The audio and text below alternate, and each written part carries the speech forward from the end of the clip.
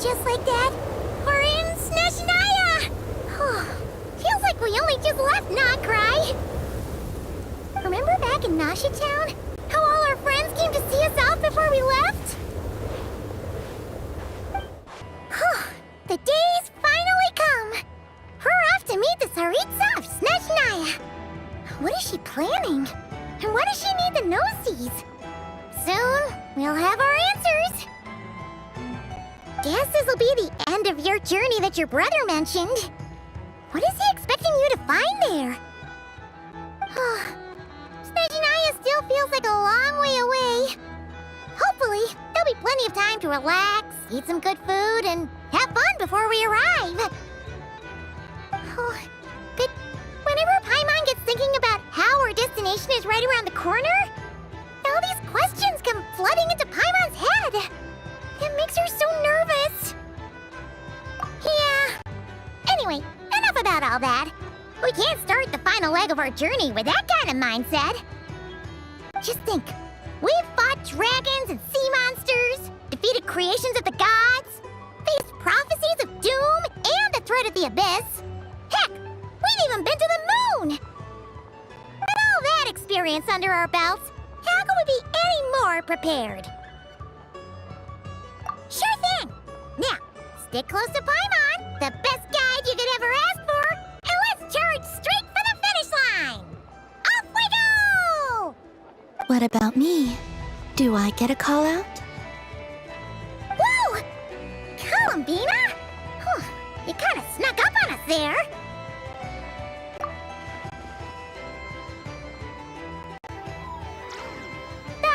Don't look at Paimon! Paimon didn't sell you out this time. Oh, so it was you! Alright, guess there's no hiding it now. All your friends have gathered at the flagship to see you off. I invited Sandrone too, but she said she had to go back to Snezhnaya. She must be busy.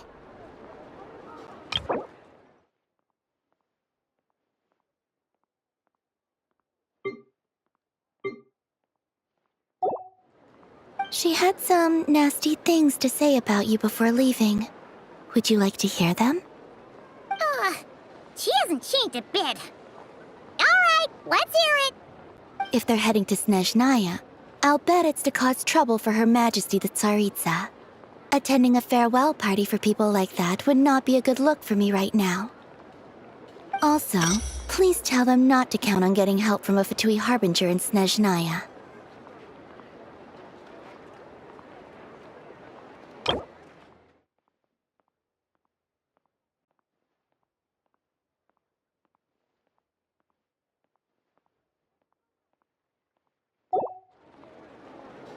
Our time working together was not terrible, precisely, but we're on different sides. So when you get there, don't do anything to make life difficult for both of us. Well, that definitely sounds on brand for her. The attitude, the reasoning. Alright, we'll do our best to keep our distance then.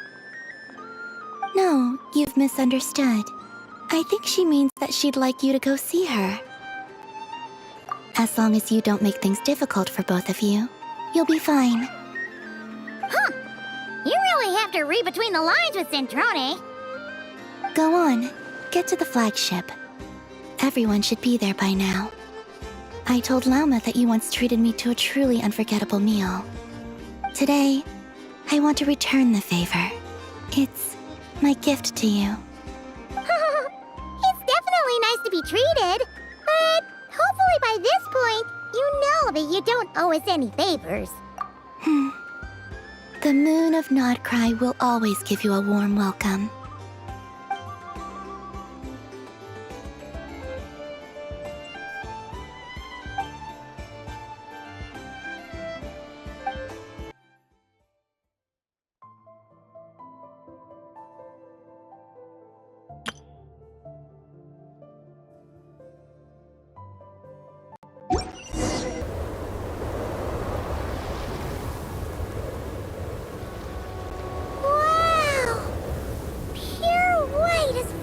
I can see! It's so pretty! Come on, keep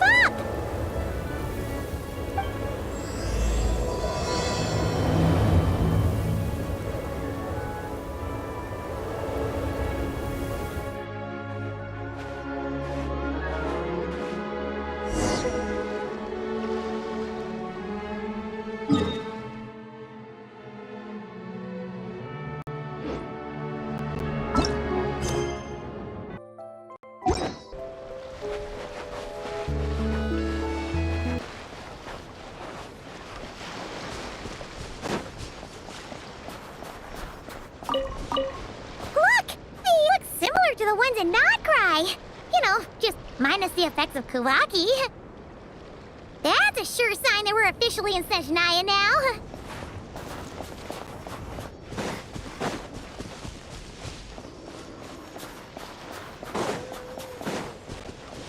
There's gotta be a treasure chest around here somewhere. No adventure is complete without a chest or two.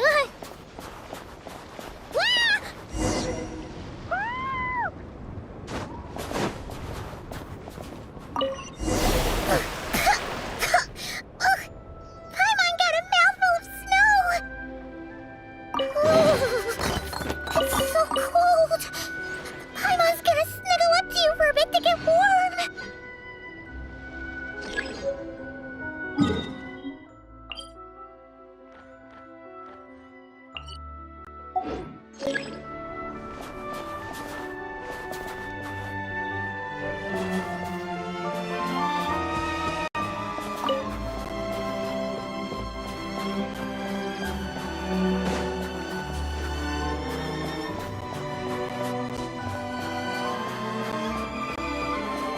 Check it out!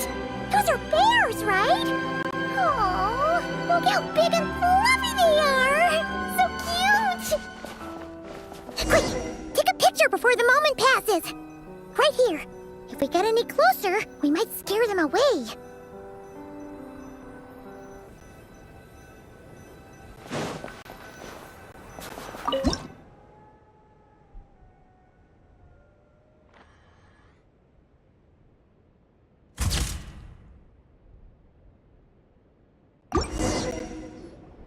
Let's see how your camera skills are these days. Oh, wait a sec. Paimon sees something. Come on, quick. It looks like a train carriage.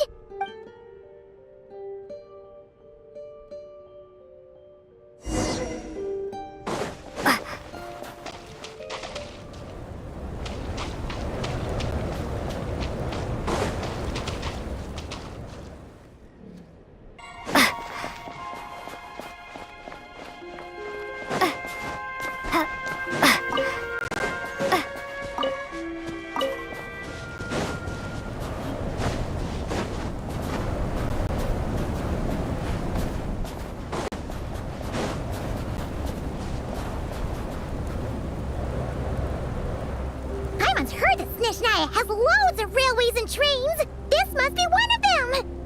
But why is it abandoned? Ooh, it's still so cold. Ooh, I don't know. Maybe. Ooh. Also, is it just Paimon or is the snow getting heavier?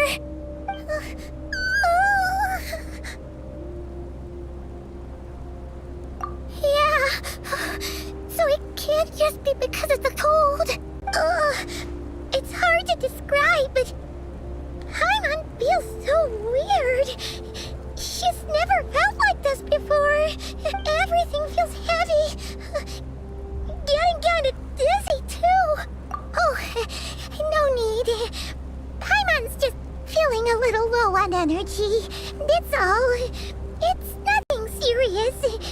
Not worth ruining our travel plans over. Yep, sure thing. Snezhnaya'ya, here we come!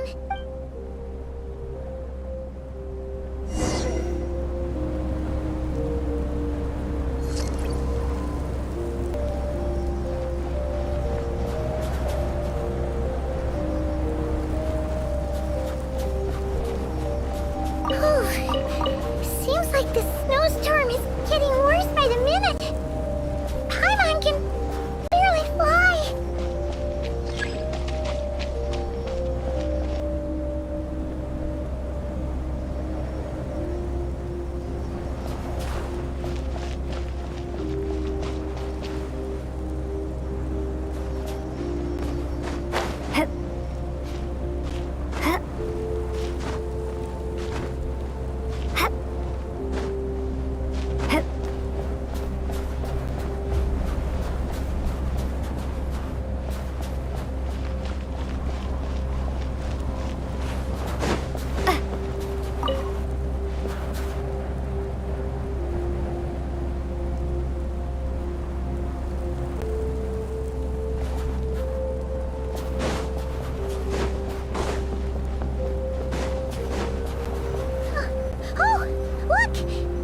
cabin over there. Phew. Let's get out of this storm.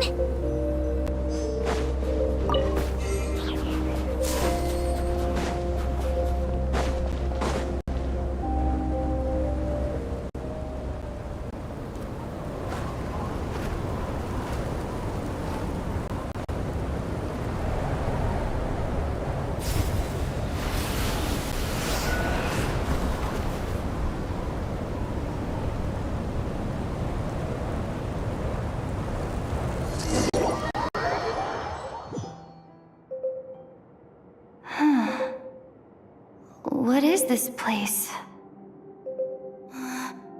Where's Paimon? Paimon? Paimon! That's strange. Where could she be? I guess I'll try further ahead. Hang in there, Paimon.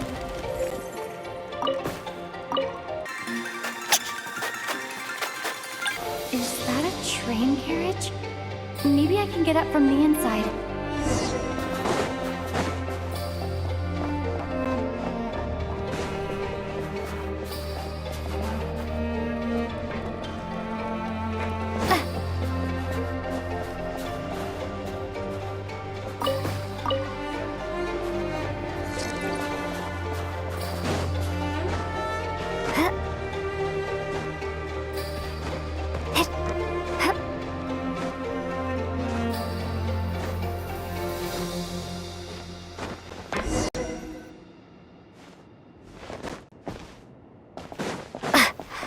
It says here, Krasnik's torch, civilian model.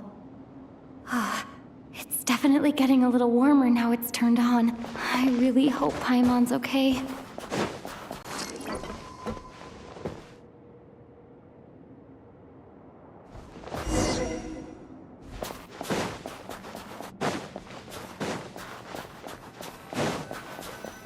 What was that strange sound? I can't tell if... Paimon? Paimon, is that you?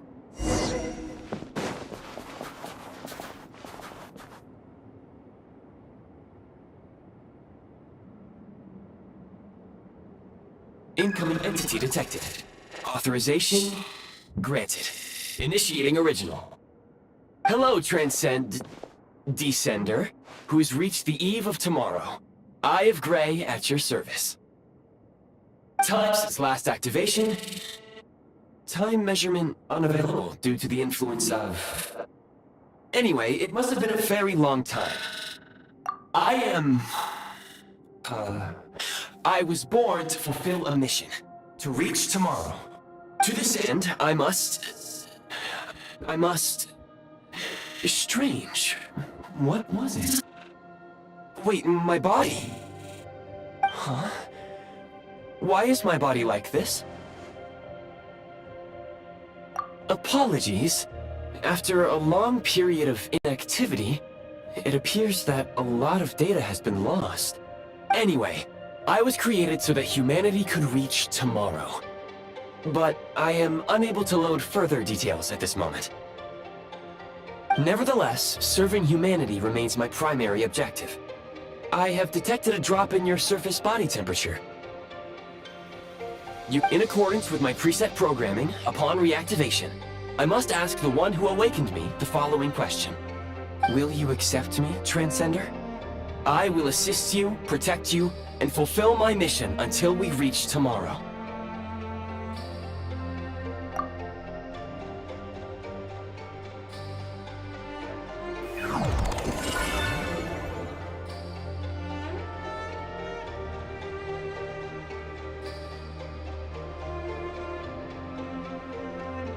You have made a very wise decision. Now, I detected that you called out a name earlier. Presumably that of your missing companion? The name was Paimon. After helping you get out of here, I will search for a match in the nearby area and pinpoint their location. Merely the tip of the iceberg.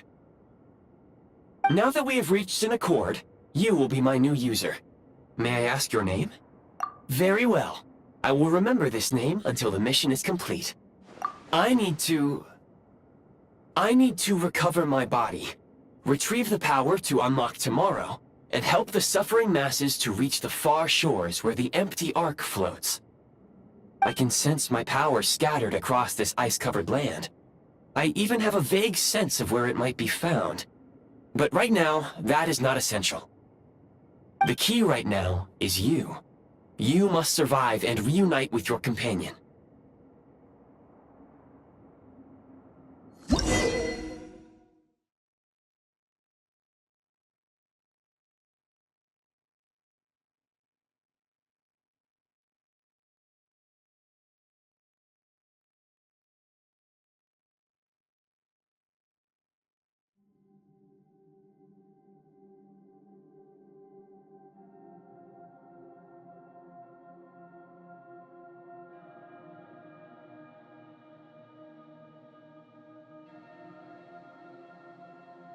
You may now execute the command, Demolish.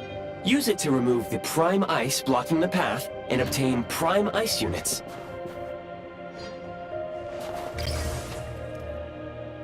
Prime ice unit count has been updated.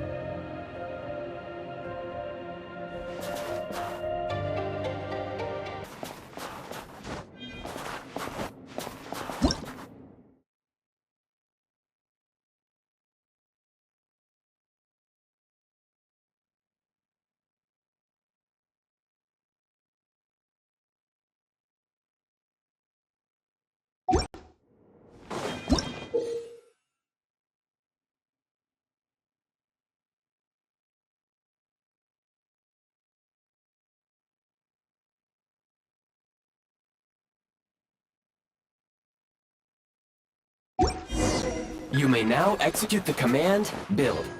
Use it to create a prime ice construct to prop up the door.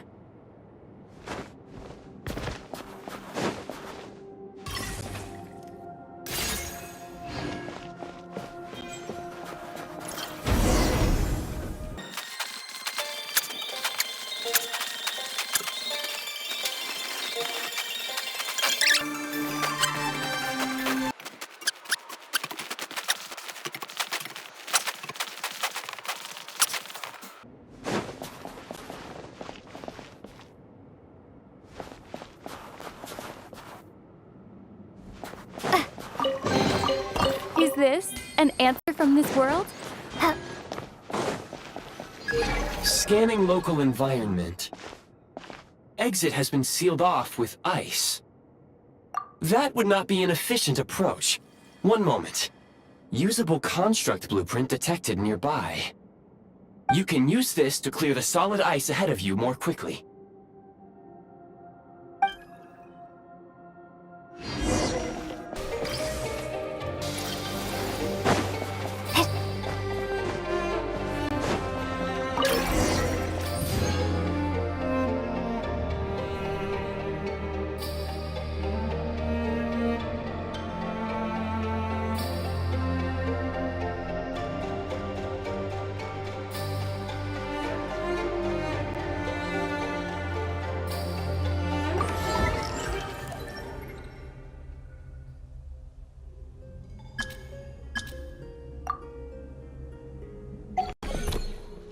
Construct blueprint added to records.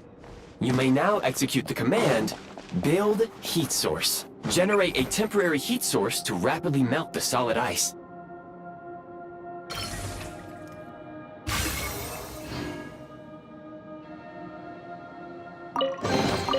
Is this an answer from this world?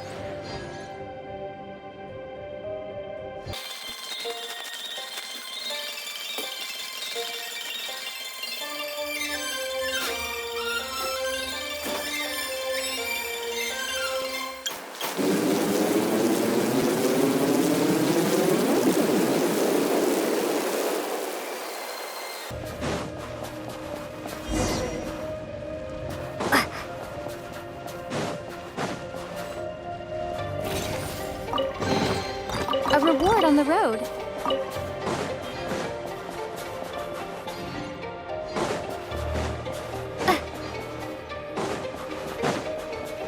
My scan indicates the path is straight ahead.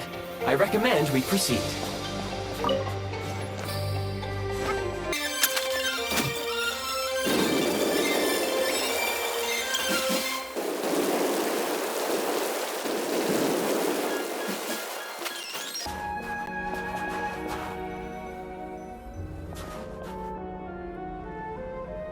Kresnik Crystal located.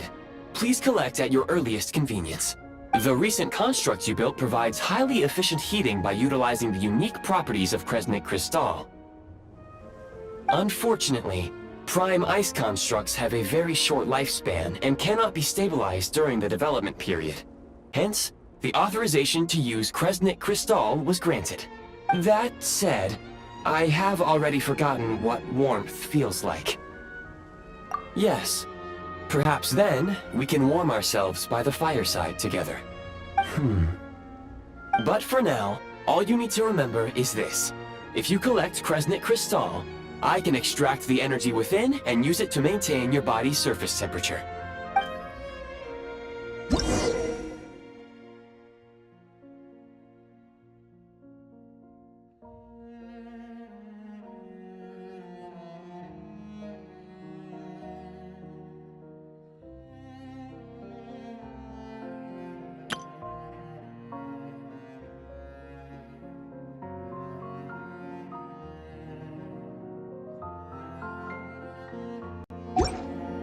Low power. Please use Kresnik Crystal to replenish energy reserves.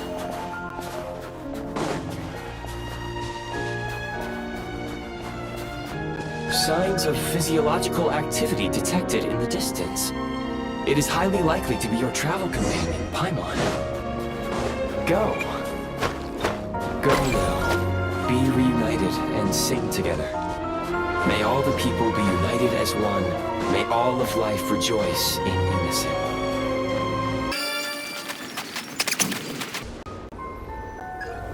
Approaching the target location. Scanning for signs of life. Life forms detected. 2.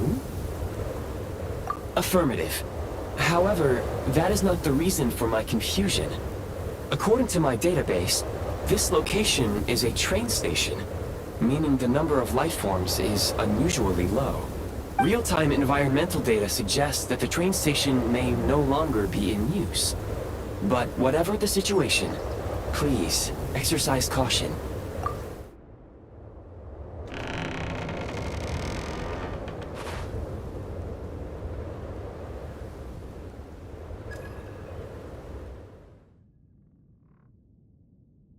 Paimon!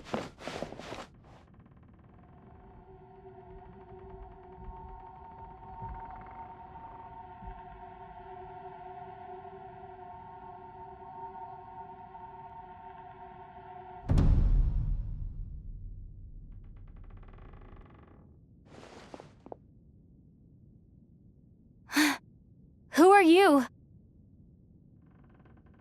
Don't worry. She's only sleeping. You must be the Traveler. She called your name repeatedly while attempting to battle her way through the blizzard. Newcomers to Snezhnaya'ya struggle to adapt to the sheer cold at the best of times. Lately, even the locals are suffering, with a powerful monster having summoned a bitter snowstorm.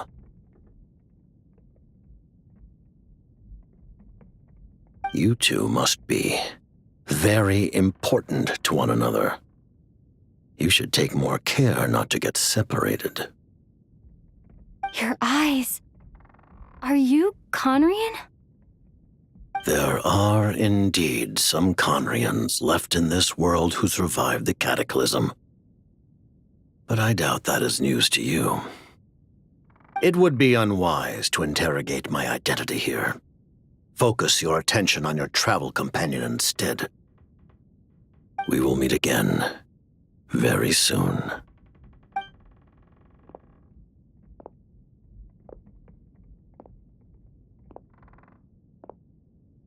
The unidentified subject has now left the area. He appears to be an individual of great significance, but my search has yielded no relevant data. I will try searching the database again. Against the odds, Your companion is safe and sound. The other person even left a blanket for her.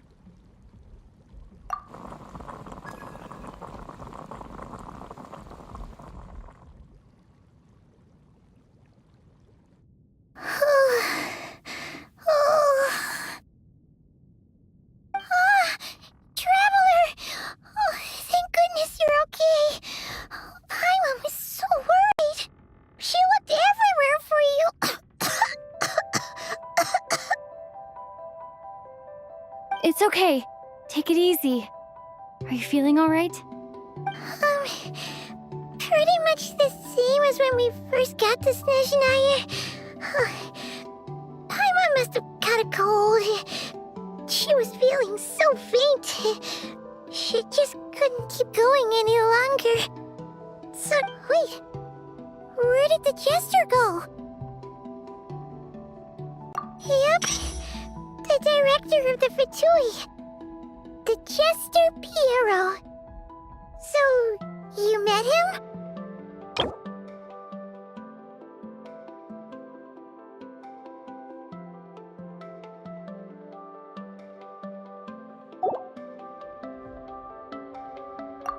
The Jester must know everything about the Tsaritsa's plans. But there's no way he'd tell me just like that. We might well have ended up clashing. Well, he was right about one thing. Right now, the most important thing for me is to take care of Paimon while she's unwell. He had no intention of explaining his motives, and he left in something of a hurry. Hey! What the? Who is that? It looks like half a pair of goggles. How amazing! A self-aware, talking pair of goggles! Snezhnaya'ya was once the land of the Fae. There are many ancient creations here that I'm sure would broaden your mind further still. Mind you, my database is also expanding as we speak. You must be a rare creature yourself. Oh, wow! Well, thank you so much! You've earned yourself some of Paimon's favorite candy! Oh, but by the looks of it, you probably can't eat that, can you? Goodwill detected. Instead of candy, perhaps I can suggest my preferred strategy. Please clean me regularly to keep me operating at peak efficiency. Oh, that makes sense. Every pair of goggles needs wiping clean once in a while. Sure thing, mister. Anyway, back to the Jester for a second. Paimon's still confused about something. When he first showed up, he already knew Paimon's name. And he acted like he expected Paimon to know who he was, too.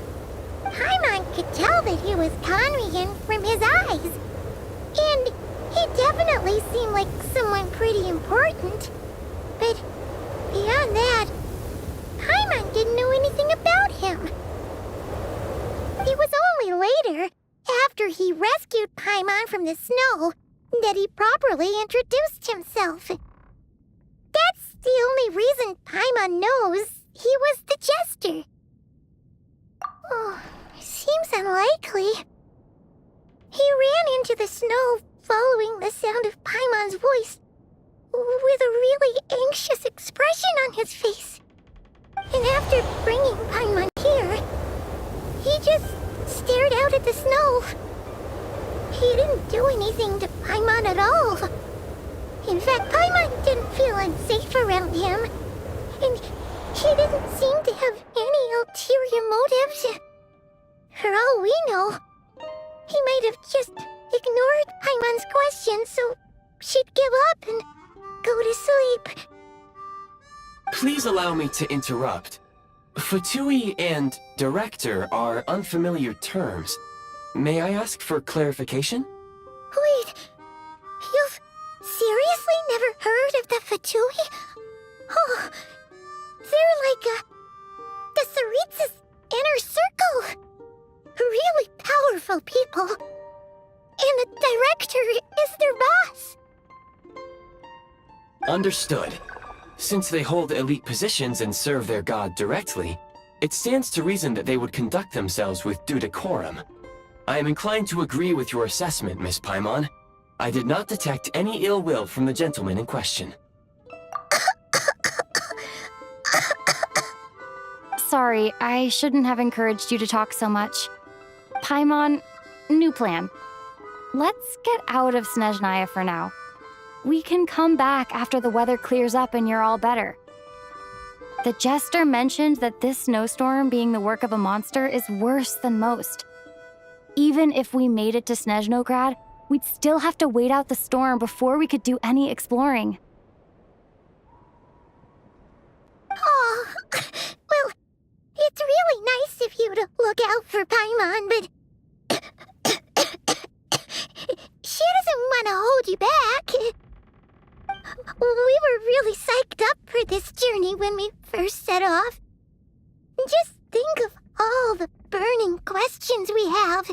If we turn back now, who knows how long it'll take before we finally get answers. Further information is required regarding the monster situation. But objectively speaking, there is another, more pressing issue at hand. At this point, we have traveled a significant distance into the blizzard. Were we to turn back now, the road would be extremely treacherous, especially since we would need to travel on foot. If, however, we continue onward, there may be a better solution. Do you remember what I said as we neared this location? I told you that this is a train station. While it has evidently fallen into disuse for unknown reasons, we can break through the blizzard and forge ahead by driving a train. That is the Snezhnayan way. There is a small town up ahead, which would be the perfect place for Miss Paimon to rest and recover. Paimon thinks Goggles here makes a great point. Let's do that! Oh, come on. Don't worry. Think of all the traveling we've done so far. When has Paimon ever gotten sick before? Practically never. Affirmative. Should you ever need my assistance during your future adventures, please call for the Eye of Grey whenever you wish.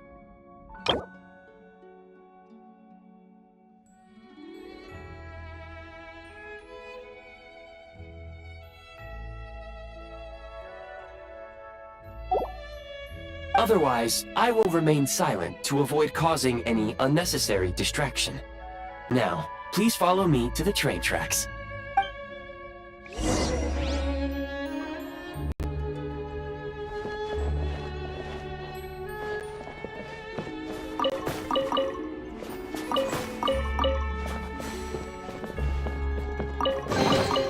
Is this an answer from this world?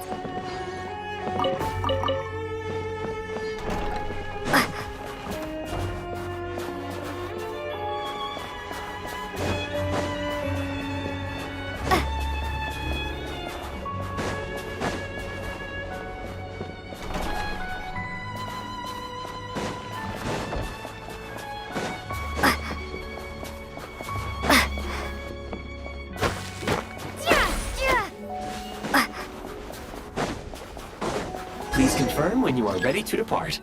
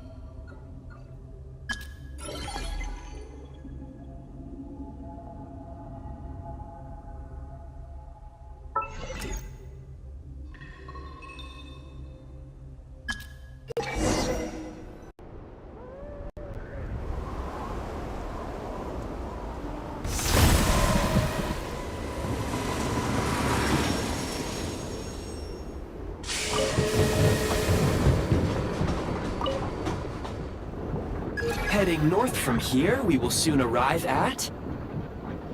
Wait, there's an error message. Could not detect clear tracks. What exactly does clear mean? Brace for impact, friends! Preparing to enter impromptu flight mode.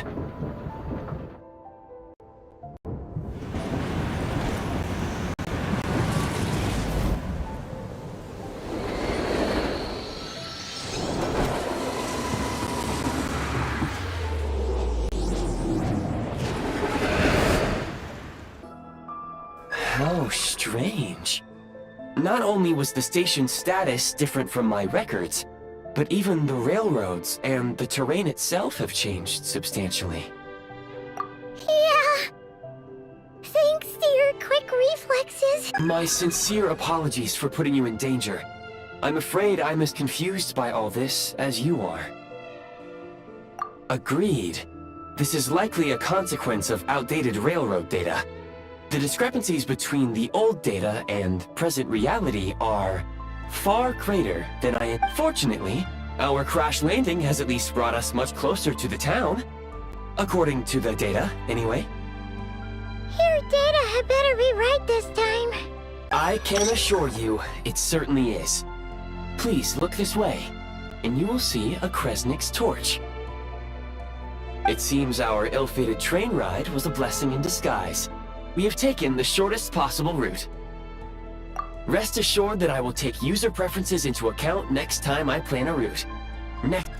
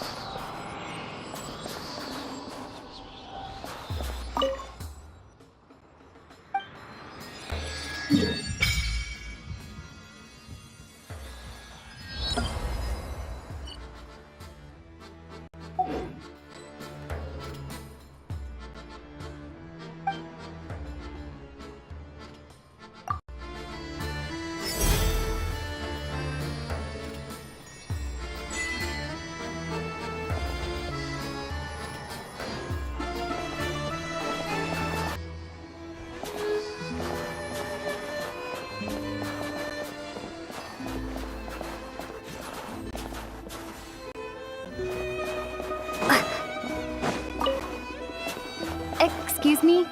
Is there an inn nearby? I'm sorry, but they've all closed.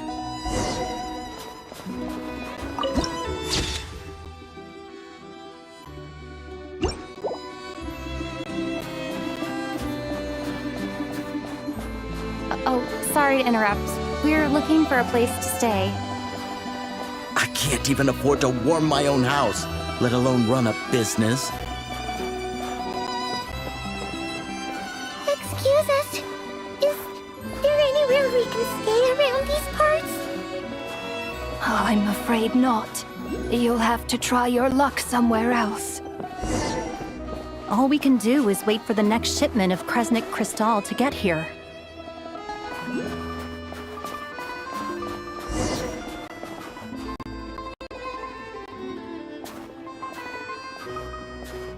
Hi there.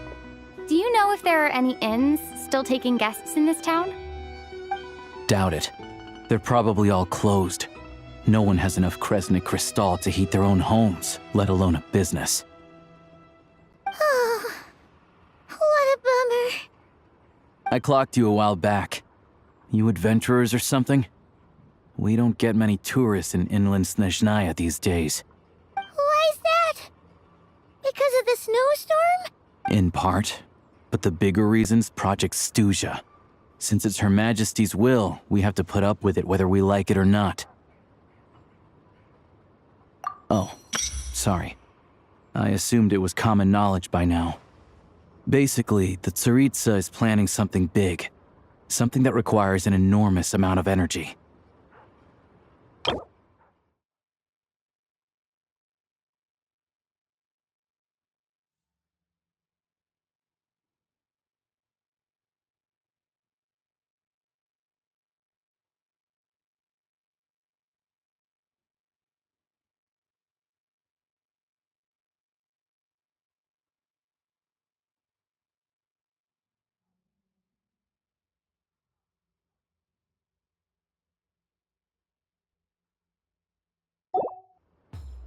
Even if they used all the surplus Kresnik crystal in Snezhnaya, it still wouldn't be enough to meet demand.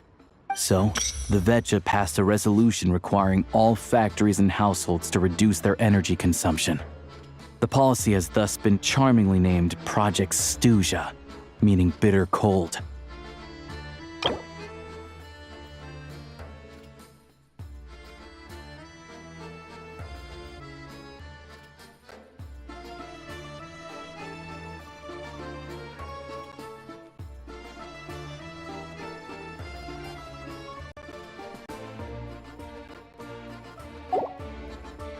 Bitter cold.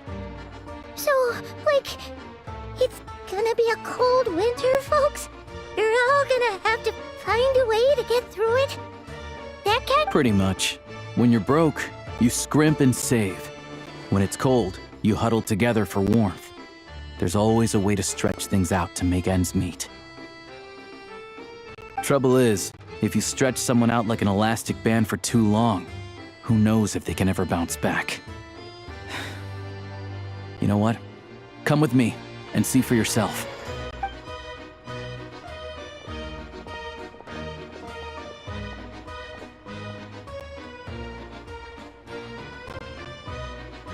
Can you please explain to me why the price of Kresnik crystal has gone up by 1/3 again? Even as our purchase quota has gone down. You only come here twice a month. This won't even last us a week. The supply and pricing of Kresnik crystal are based on current production volumes and price data. We Fatui are only responsible for delivery and security. I'm not in a position to explain to you how the figures are calculated, but I assure you, they are as fair and reasonable as possible. Oh, so our lives mean nothing to you? How can you expect anyone to survive a single night in this weather without heating? Since you insist on making me repeat myself every single visit, I will remind you again. There is no monopoly on the trade of Kresnik crystal. You are free to purchase the shortfall from elsewhere on the market. What market? Nobody else is selling. And when they do, they charge 8 times the normal rate. It's robbery is what it is. Which is why the Snezhnaya Vetche passed a resolution to support border communities, without which you wouldn't even be able to buy crystal from us to begin with. So if you're here just to argue, move aside and let the next person in line come forward. Everyone's feeling the cold here. You... All right, everyone, let's calm down for a second. A few words, if I may. We're all subjects of Her Majesty the Tsaritsa, and I'm sure every one of us is dedicated to her great cause. We all know how cold it is, and the more it snows, the harder life gets. Everyone's struggling already. Let's not make things even more difficult for each other. But Liaison Shishkin, there's clearly something wrong with this quota. I have a family in Merhametsiz who tell me they can buy at least double our crystal allotment. Oh, believe you me, I had the same reaction when I first saw the numbers. Couldn't believe what I was reading. I even wrote a letter to confirm the true figures, but...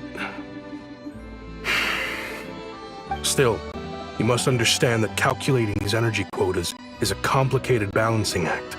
They have to factor in population, town size, industrial application. Our top priority must be to keep the largest Kresnik's torch burning continuously. Only then can we sell the remaining crystal for household use, and in doing so, we must make sure that everyone is treated fairly. As our Fatui comrades said, they are only responsible for delivering the goods.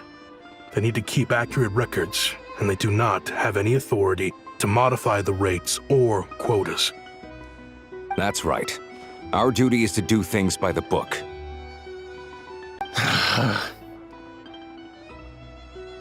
Tell you what, listen. I know how anxious and upset everyone is. As a matter of fact, I was just discussing it with the mayor. What we can do is open the lower combustion chamber of the Kresnik's torch to the public. You can come to me directly to register, and I will allocate time slots accordingly. I can't guarantee there'll be ample energy for household use, but we can at least make sure you'll be able to boil water and cook food each day. Let's hang in there and make this work together, all right? Fine. I don't see any alternative. So, This is Project Stuja in action, huh? Oh, no wonder nothing's open for business. You were looking for an inn, right? For your, Fae friend? Oh, Paimon's not a fae. Just Paimon. She must have caught a cold or something. We only just got to Snezhnaya'ya, and we're still getting used to the climate. I have a small place in Stratomaros. I don't stay there very often, though, so it's pretty basic. But if you're not picky, you're welcome to rest there for now. It's not much, but I've got blankets and a warm fire. Are you sure? Oh, that's really kind of you. All right, then. This way.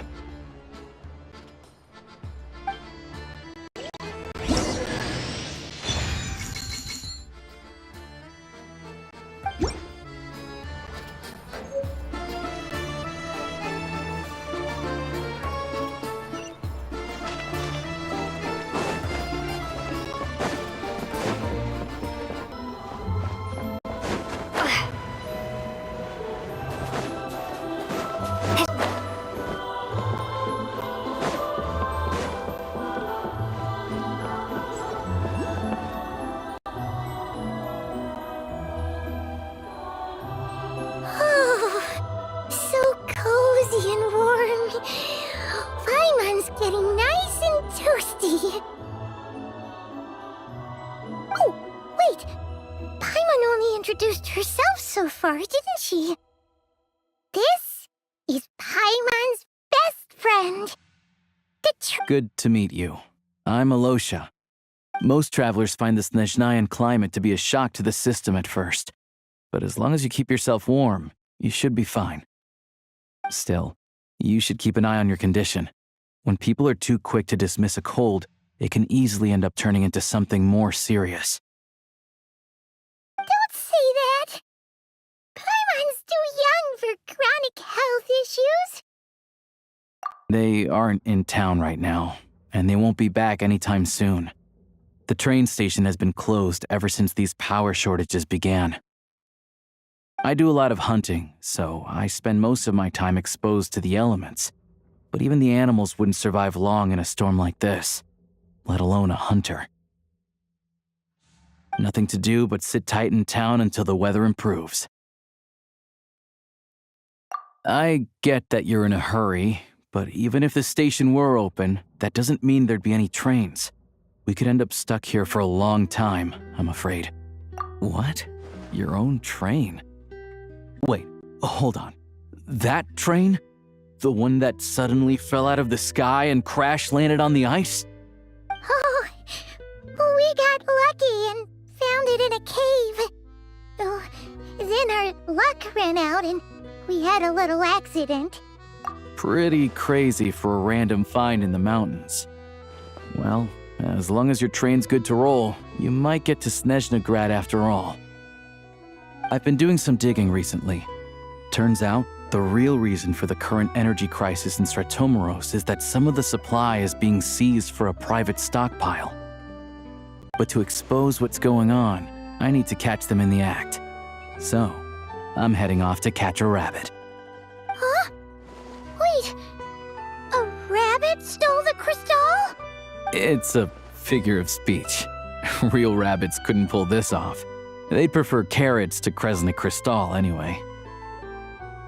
Shishkin, Mr. Positive Attitude, let's all get along now, shall we? Him? Really? Paimon never would have guessed. Huh? You're coming with? Oh, okay then. Just give Paimon a second to get ready. All right. Guess there's no point pushing myself. Paimon! Oh yeah, there's one more introduction to do. Tagarin, get in here. Oh, a doggy! Oh, angry doggy! Oh, Tagarin doesn't like being petted then? He likes to think he's above that kind of thing. He's my hunting partner, so he'll be joining us when we head out. Carrots aside, we'll need to stay completely undetected. We can't risk spooking our rabbit, or there's no telling which burrow he'll scurry back into. First, we need to find a way into the train station and see if we can find any real freight data. Shishkin's figures can't be trusted. Then, we get to Garin to catch a scent and find out which way the crystal went. What are you eating? Oh, check it out! When you're all out of carrots... Good doggy. A fellow dog lover, huh? Yup. And rabbit lover. Carrots are great too, you know. Good to know. Eat up, Tagarin. We got a lot of work to do. Paimon's just gonna stay here and get some good rest. You guys, be careful out there.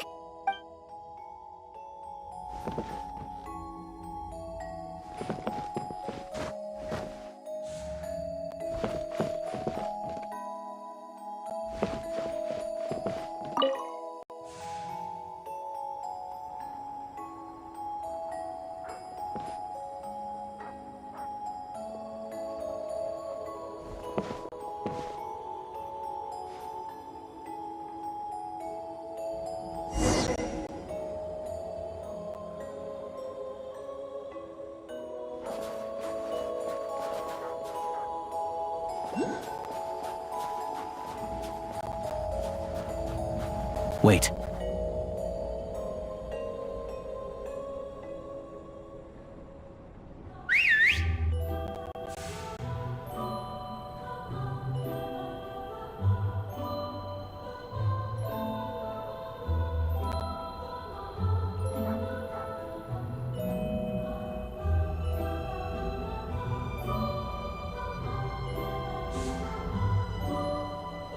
Nice work, Tagarin.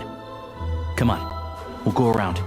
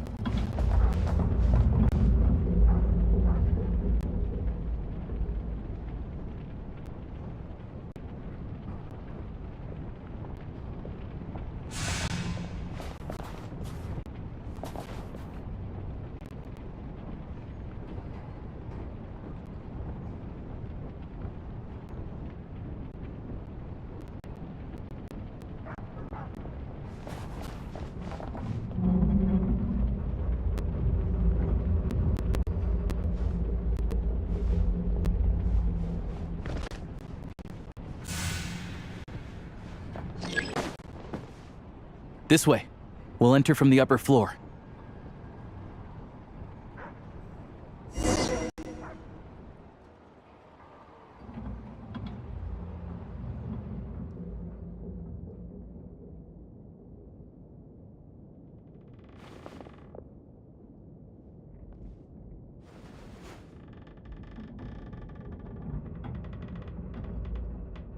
There we go. A freight list. Straight from the Fatui. So Shishkin won't have had the chance to doctor the figures. Looks as new as the day it was printed. I guess no one bothers reading these unless they have ulterior motives. Yeah, this is all we need. Come on, let's get out of here, then go track down the crystal. Tagarin's a keen hunter, and catching rabbits is his specialty.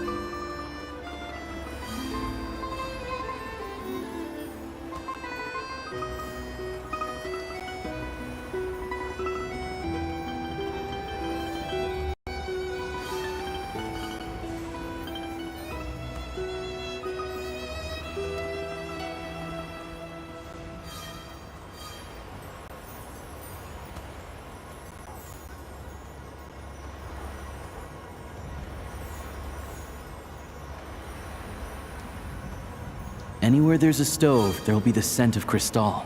That's normal.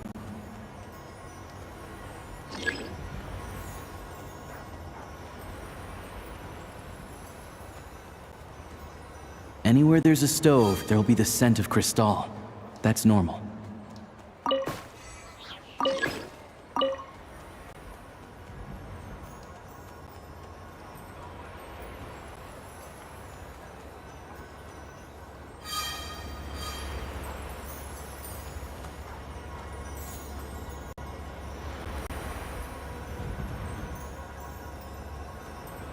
But if he picks up the scent of Crystal somewhere and there's no stove around, that's how we know something's up.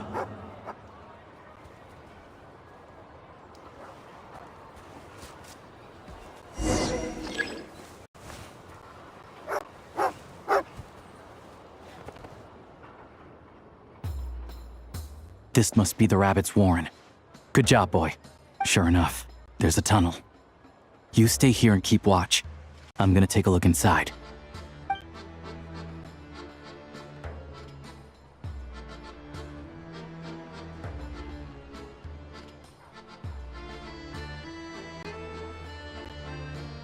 Thanks for looking out for us. Things are getting tougher by the day. No need to thank me. It's my pleasure. Sure as Her Majesty the Tsaritsa watching over us, every sacrifice will be worthwhile. Let's grit our teeth until the blizzard passes. These days of hardship will be over soon. Maybe for everyone else, Liaison Shishkin, but for you, the hard times have only just begun.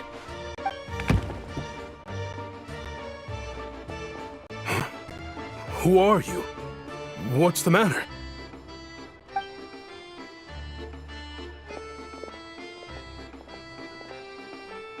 I just had a question for you.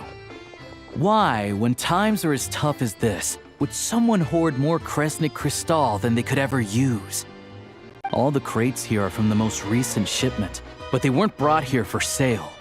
Instead, they were secretly stashed away. Would you be able to shed any light on the situation, Mr. Shishkin? Me? Why, I have no idea. But look at how much there is. It's quite a godsend. Now there will be plenty to go around. This godsend was found in a cellar adjacent to your residence following a tip from Mr. Alosha.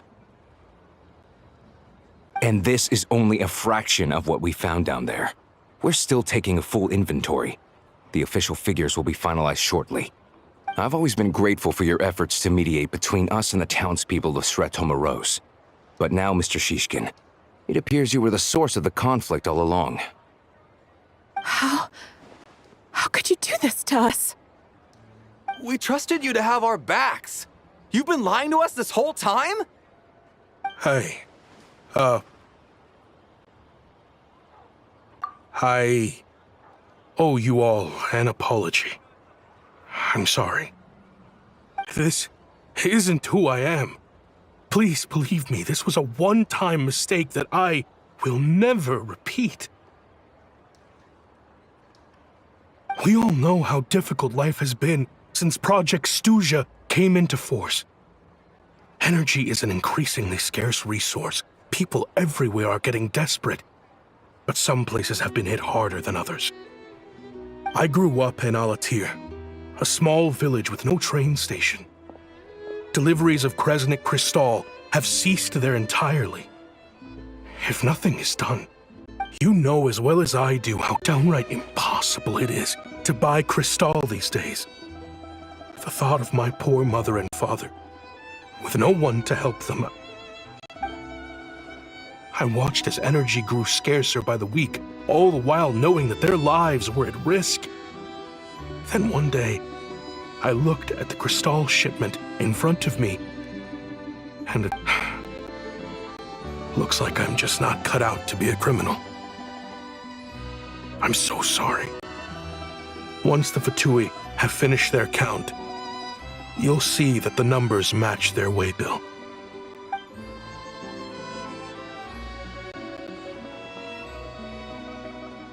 I have the official Snezhnayan quotas here. Anyone who has already purchased energy, please, make your way over here to correct your transactions. I'll make a batch purchase of Crystal worth 3 months' salary for you all to use free of charge. As for Alatir, I'll think of something else. You don't have to go that far.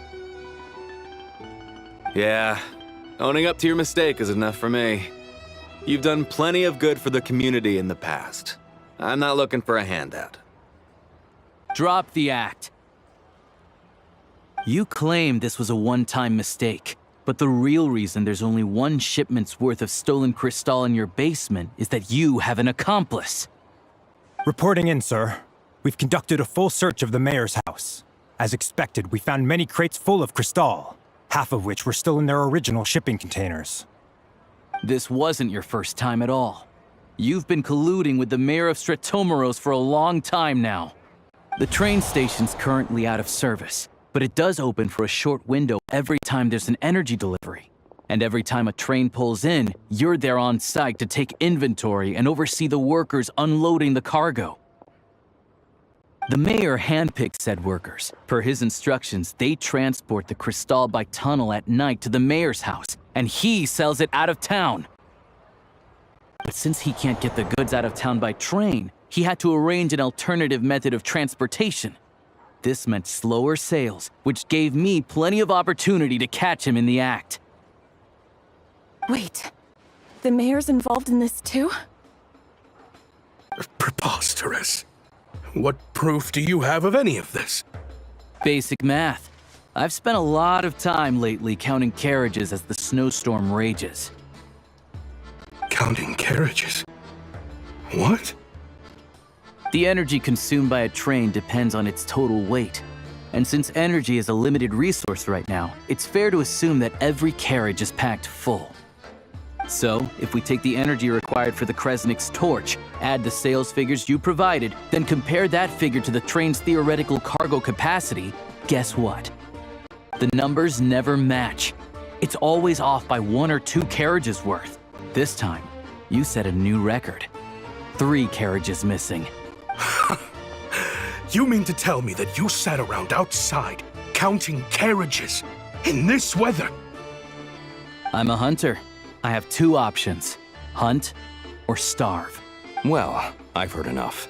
The evidence speaks for itself. Take Shishkin and the mayor into custody and escort them back to Snezhnagrad. You cocky little brat! Ruining my business! Just you wait.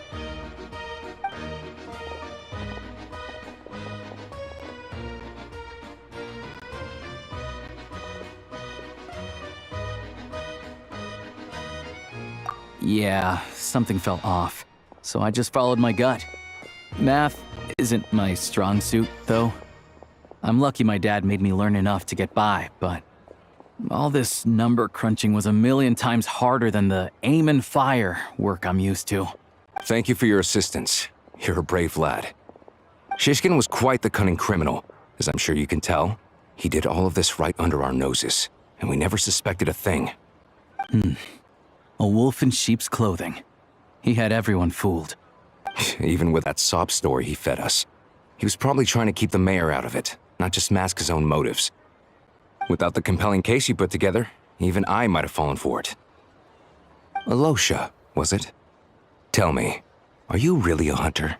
We can go find some wild animals if you want. I'll fire off a couple of shots, and you'll see whether I'm the real deal. I didn't mean to cast suspicion on your identity. It's just, well, I'm sure you've heard of the Rokot. Recently, they've been recruiting people with your kind of talent. They hide in plain sight under false identities, working against Project Stuja, sometimes directly opposing the Tsaritsa herself. They aren't a violent organization, and their goal is to improve the lives of the common folk, but still, as a member of the Fatui, I wouldn't be doing my job if I didn't keep tabs on them. First I've heard of this. I don't really keep up with what goes on in the city. All I know is, people who don't mind their own business in the city end up paranoid about everything. As for me, I just couldn't stand Shishkin. I'm from Alatir myself, and I can tell you, nobody's lived there in years. Why would an abandoned village need crystal? Of course, no one really cares about the fate of that place. I'm guessing today is the first you've heard of it. I see. It does sound quite tragic. Really. Well, thanks again for your assistance, and your friend here too. I will report this incident to Snezhnagrad. The Fatui will take over energy distribution until new officials are appointed. We'll also ensure that the train station resumes normal service as soon as possible. Looks like it's my turn to brush up on math now. I never liked it as a kid either.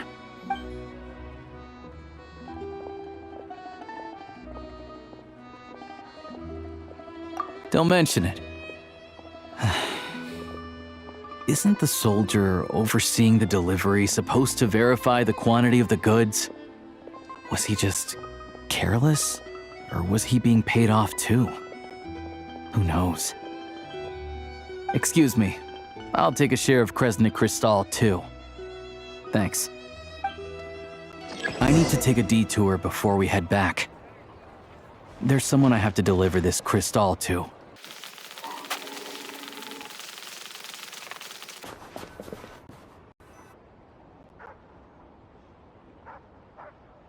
Hang tight for a moment.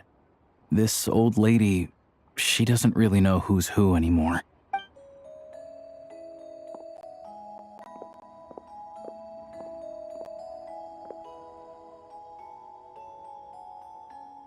Oh, grandson. It's so cold today. You must be freezing. Ma'am, it's me, Alosha. Alosha? Alosha who? You know me. I came by earlier today.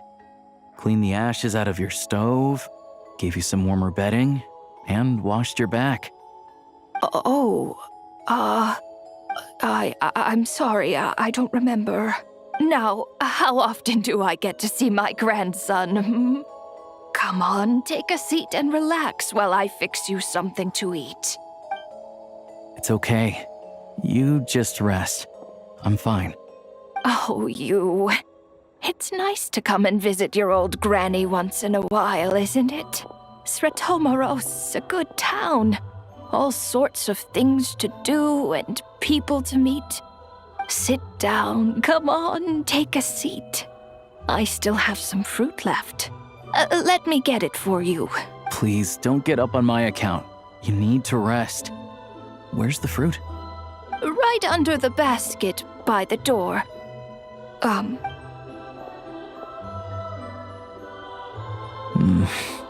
Well, grandson dear, do you like it?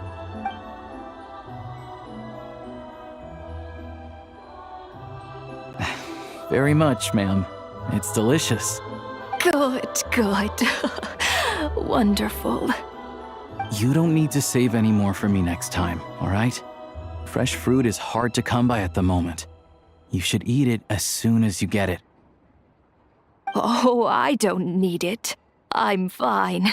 But if you like it, come back for some more soon.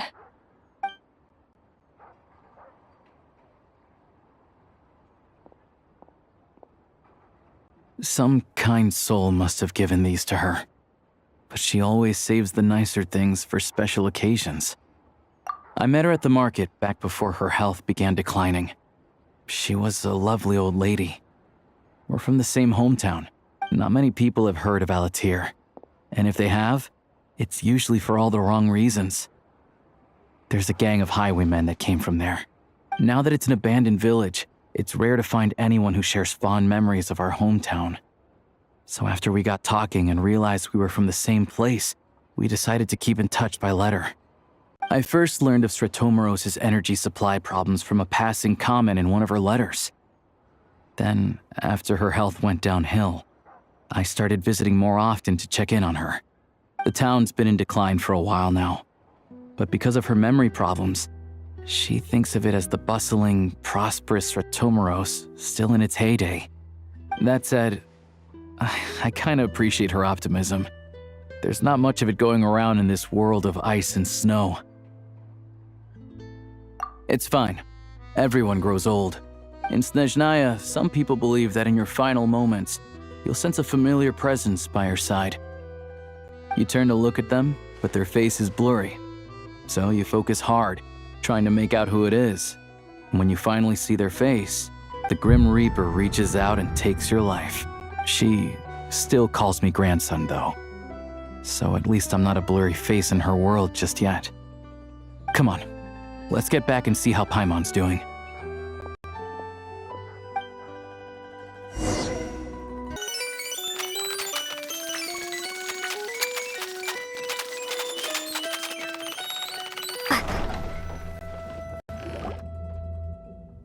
Paimon, we're back. Are you feeling any better? Yep. Paimon's not cold anymore. But she's still a little dizzy. Flying probably isn't a good idea right now. But Paimon's sure she'll be fine. It's probably just from getting hit on the head by that pile of snow when we first arrived in Snezhnaya'ya. Her complexion's looking much better. Let's keep an eye on her. Sure. But enough about that. How did everything go on your end? Are you all set? Did you have any trouble? I'll explain. It's a bit of a long story.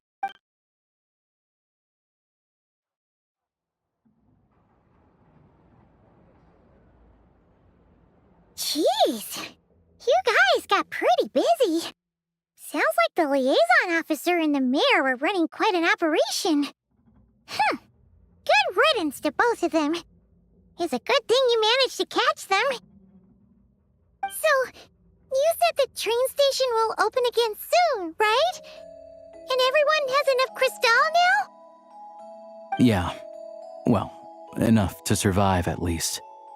Project Stuzha isn't going away anytime soon. People will still have to scrimp and save to make ends meet. Don't know. The goal of Project Stuzha is to gather energy for the Tsaritsa, but no one knows where that energy's going. It's never been made public. The thing is, we were told that the project would only last for 6 months, but time and time again, they keep extending it. Extending it? Does that mean the Tsaritsa's plan isn't going very smoothly? That's what everyone suspects. In principle, any proposed extension needs to pass by majority vote in the Snezhnaya'ya Veche. But even though opposition has been growing, any detractors end up caving into political pressure from the rooster, Pulcinella. He's the chair of the Snezhnaya'ya Veche and a key figure in the voting process. He has the backing of many powerful and influential people. How come the Fatui are picking on ordinary people even here in Snezhnaya'ya? I don't see it like that. Fundamentally, the Fatui will always think and act in the Tsaritsa's interests, but that doesn't mean they don't care about the plight of the common folk. The only reason Sir Tomro still receives crystal shipments is because of a relief proposal put forward by the rooster himself. Then there's the Fatui soldiers providing support in every corner of the nation. Even the Northland Bank provided some mora for disaster relief, and they're as conservative and indifferent as they come. It's just that the rich and powerful in their fancy palaces live in a completely different world from us. There's always going to be some conflict when those worlds collide. Yeah, well, even though we all believe in Her Majesty the Tsaritsa, there are still many differences of opinion on how best to tackle the big issues of the day.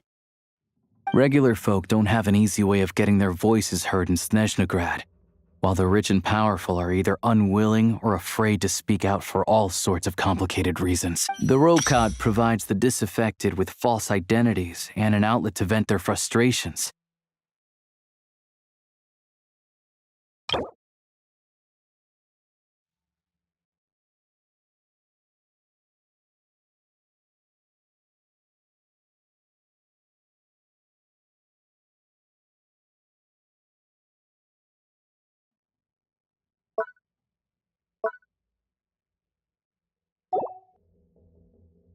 Of course, an organization like that exists in a gray area. The moment the Veche think they've crossed a line, there's sure to be a crackdown.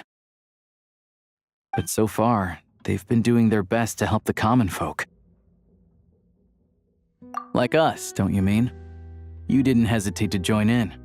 You're not new to this, I can tell. That's because we're adventurers. It's our job to help people out with commissions and get to the bottom of things. Sounds like we're going to get along. So, what's your business in Snezhnagrad? Aside from taking your friend to see a doctor, of course. I want to meet the Tsaritsa. It's complicated. I've had run-ins with many of the Harbingers along the way, and I really need to know what the Tsaritsa is up to. Her ultimate goal, what the Gnosis mean in all of this. Since I've made it this far in my journey, I have to find the truth. Wait, so... No way. Are you who I think you are? Sounds like you've heard of us then. We're getting more famous by the day. I didn't realize I was in the company of giants. Honestly, we're all as curious as you are about what the Tsaritsa's planning, and why it has to involve us freezing to death in the snow. But getting in the same room as her won't be easy. The common folk aren't permitted to meet her at the best of times, and right now, she's probably not even in Snezhnagrad. Word is, she's heading east on a campaign to slay a monster. Yeah, so you've heard of it. A wild, unpredictable monster with the power to summon snowstorms. It also absorbs everything around it into its body, so it's growing constantly. Now, it's so big that the Tsaritsa has deemed it the #1 threat. Luckily, as it grew, it became increasingly less mobile, so it doesn't pose an immediate threat to this town or to Snezhnagrad. I'm sure the Tsaritsa and her personal guard, the Druzhna, won't have any trouble defeating the creature between them. It's just a question of how long it'll take.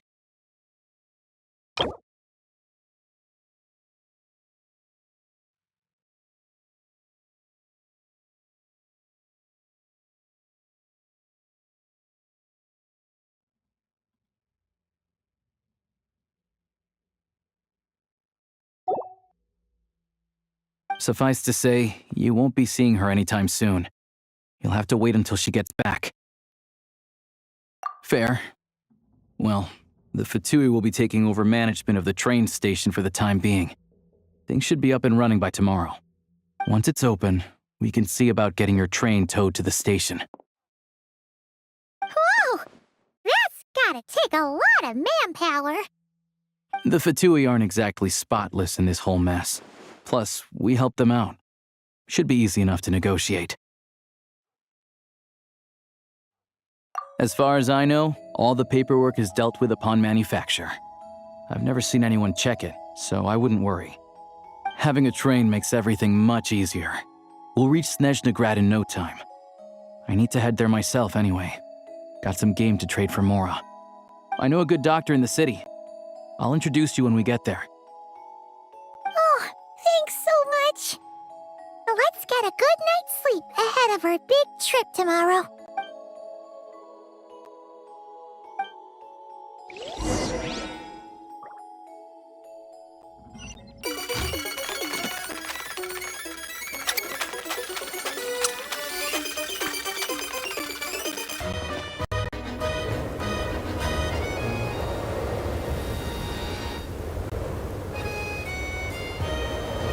Drive carefully, all right?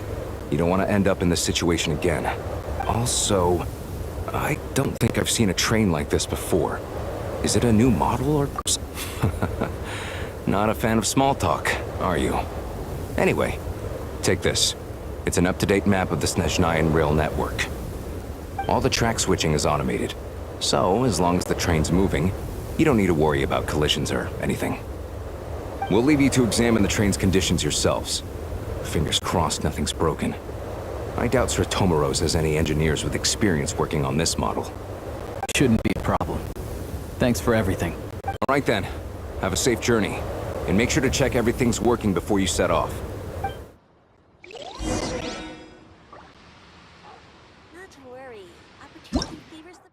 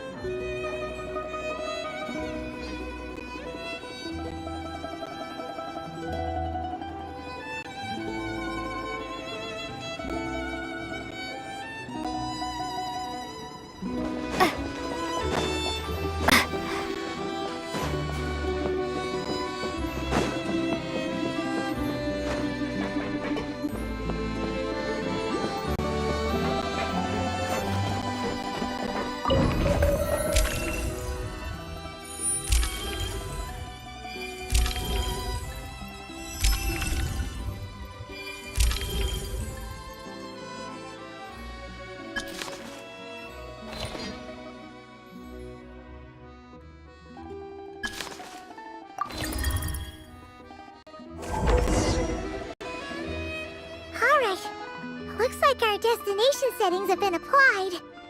Let's give this thing a final once-over and then head out. Affirmative. Running vehicle diagnostics. What's this? Engine, green. Wheels, green. Frame, minor damage, but no impact on function.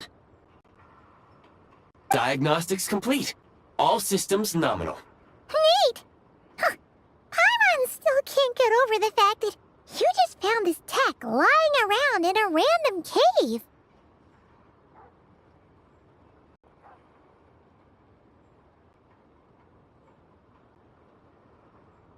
I've lived in Snezhnaya my whole life, and I've never heard of an interactive, talking train autopilot. Strictly speaking, I wasn't designed purely to drive trains, though I doubt you have any interest in navigating the practically unreadable operator's manual yourself. All configurations are complete. Should you require any further assistance, please call for the Eye of Grey. Away we go! Nope. Paimon's gonna find a warmer seat.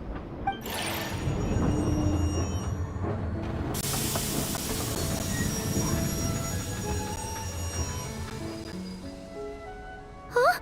What's going on?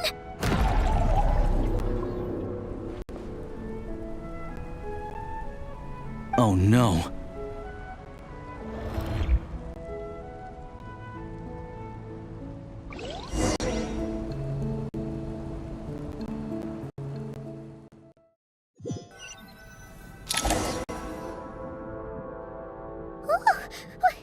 What is this place?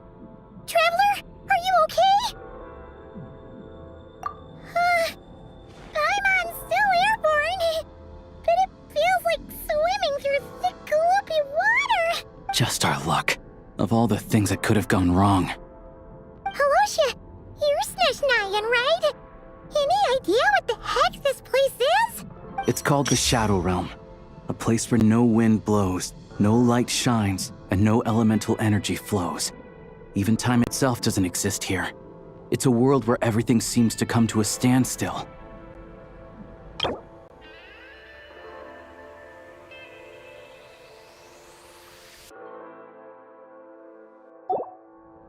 I've only seen it a few times before, and this is my first time inside. It's a dangerous place. Most people who get sucked into the Shadow Realm are never seen again. And the few who do make it back, they're never quite the same. Huh?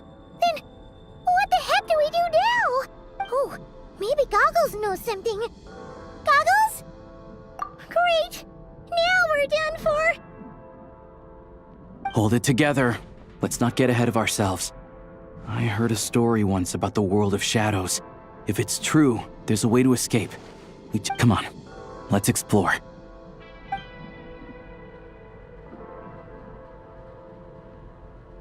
Look at these Fatui! It's like they've lost their minds! Their shadows have been devoured. They're no longer amongst the living.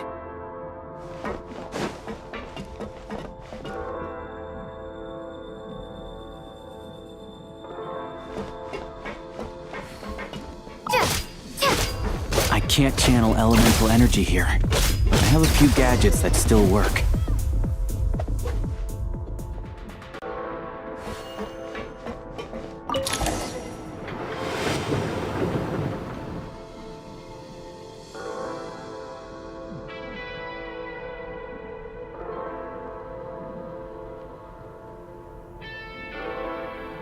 Wait!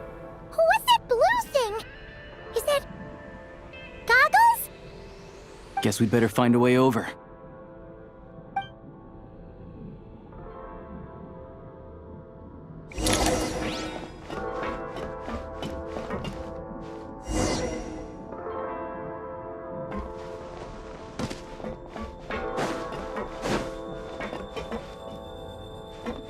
Let's hammer this out. This is the last one. What do we do next? Play it by ear.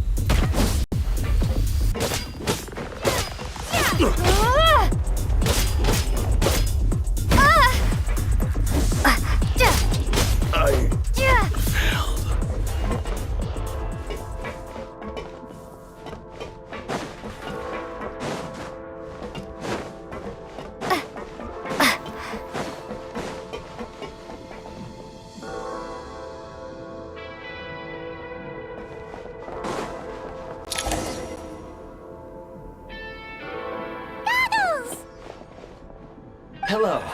I am glad to see the three of you safe and sound. For now, at least. But things aren't looking too good. Correct. We are now inside what is known as the Shadow Realm, the darkest space in the shell, where even the Most High is loath to cast its gaze. Time and space hold no meaning here. It intersects with the world of the Light Realm only rarely, like an air bubble that rises to the water's surface. We must leave this place before it sinks back down into the depths once more. Sounds like you have a plan. Yes. In fact, the very purpose of my creation was likely to... It appears that key data is currently inaccessible. But now is not the time to resolve that problem. I have marked the exit to the Shadow Realm for your convenience. In addition, I have prepared some equipment to aid you as you traverse the Shadow Realm, Traveler. It may well be one of my core functions. Scan complete. Construction in progress. Activation code? We once peered into the past from the ruins of the shadows. This is what remains of the Golden City, Hyperborea.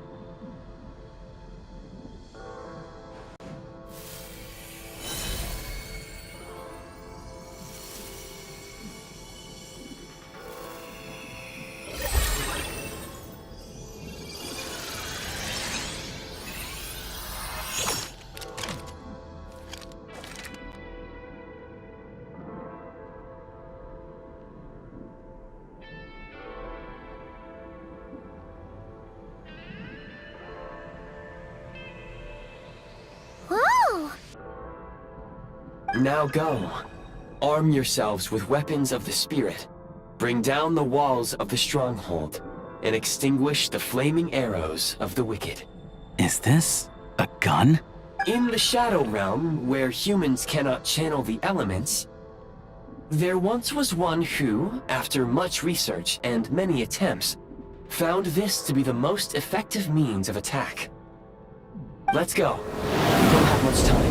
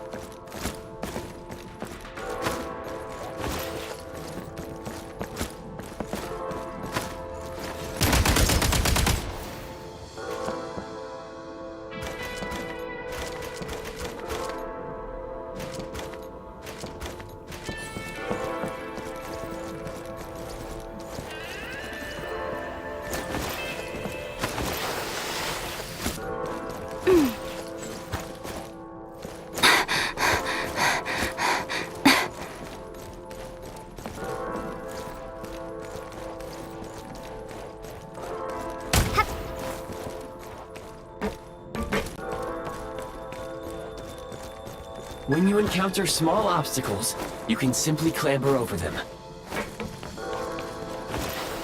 You can slide to navigate through low, narrow tunnels.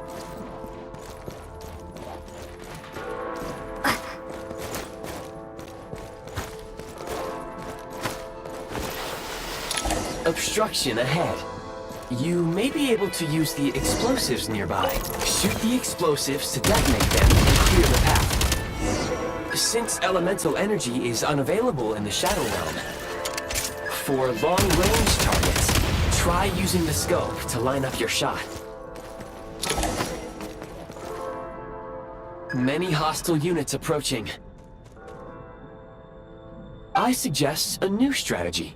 Take cover, and pick them off one.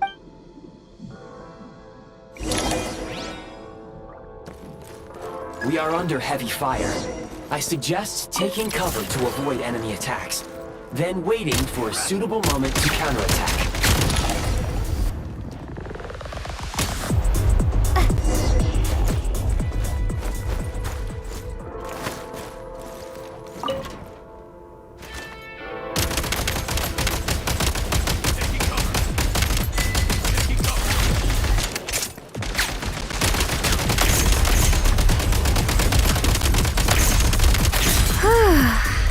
More enemies detected. Try attacking with the newly unlocked Assault function.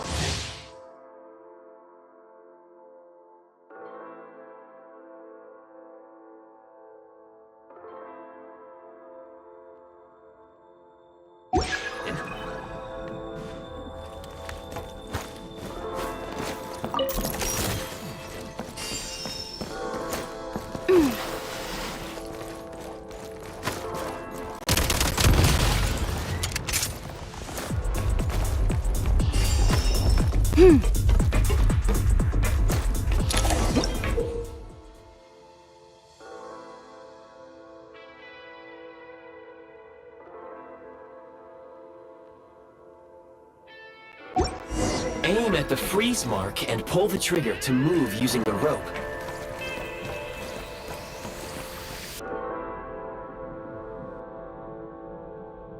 State number 2. Light him up.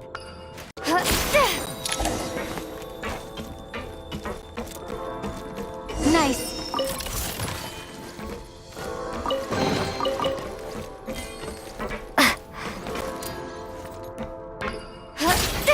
Close in, get out of reach! Can't take much more! Change of tactics. Light him up. Taking cover!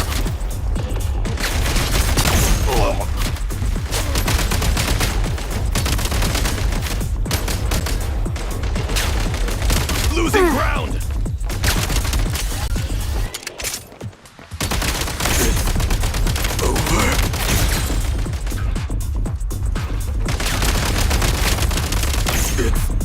Back in business.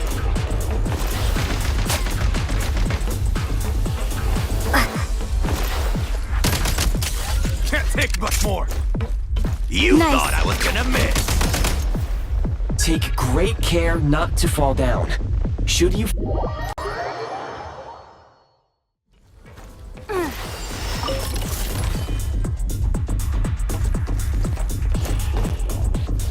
Switch mode. Some supply points can restore a small amount of stamina. Press on.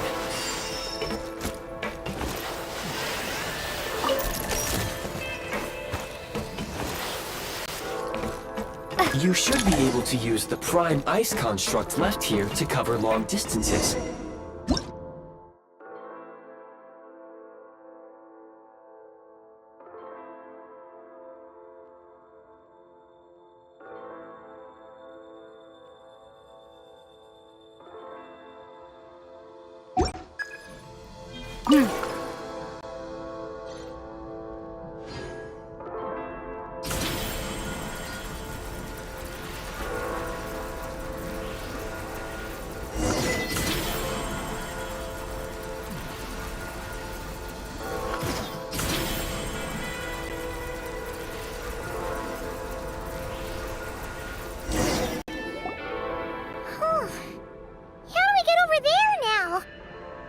I recommend using this grappling gun. Such devices were originally used to secure structures in the Shadow Realm. If you detach the connected hook, the grappling gun will automatically fire a rope to another nearby hook. Okay. So, we just remove this hook, right?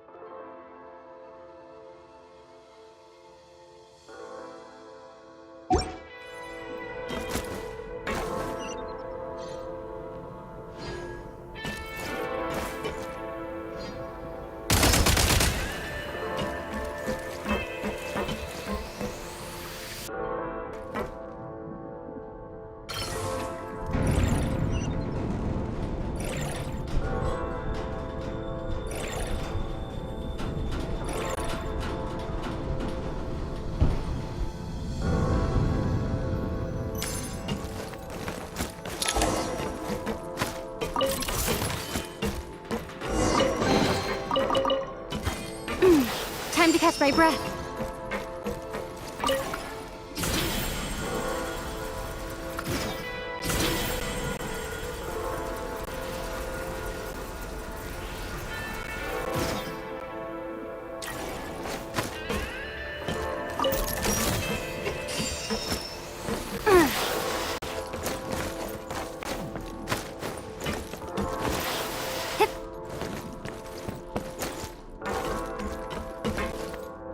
Time to catch my breath.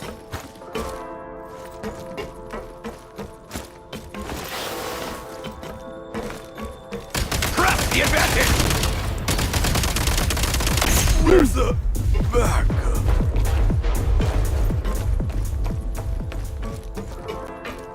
Sprint at the prime ice launcher to reach high places with ease.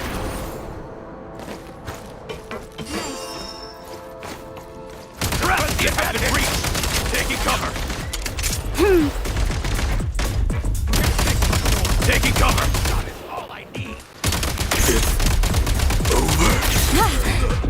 Back. Usable munitions detected. Frag pistol.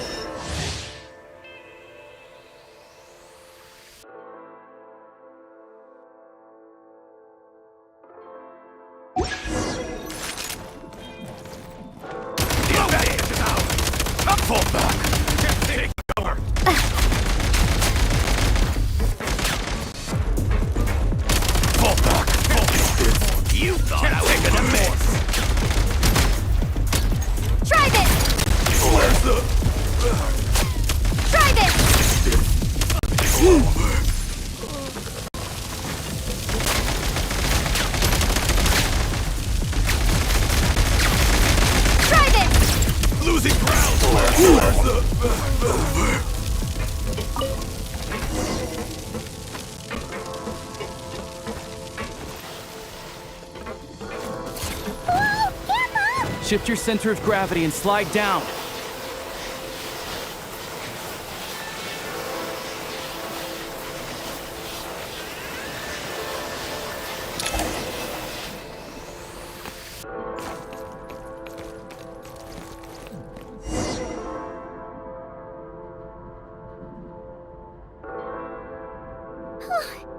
How much longer is this gonna take? The exit is right ahead. We are very close now. However... It's like they're trying to keep us trapped here. That platform and the carriages are swarming with undead Fatui. Guess we gotta storm through.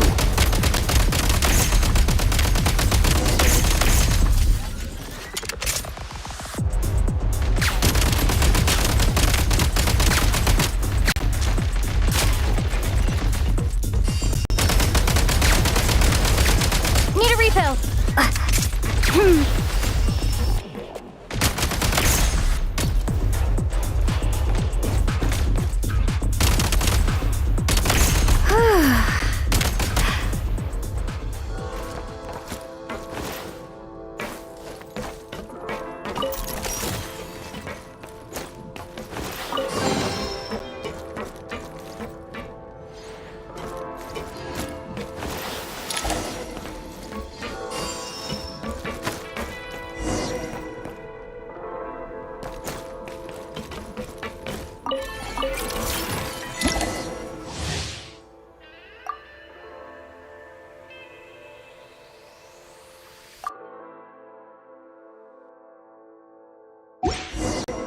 You may find switching to assault mode makes your attacks more effective.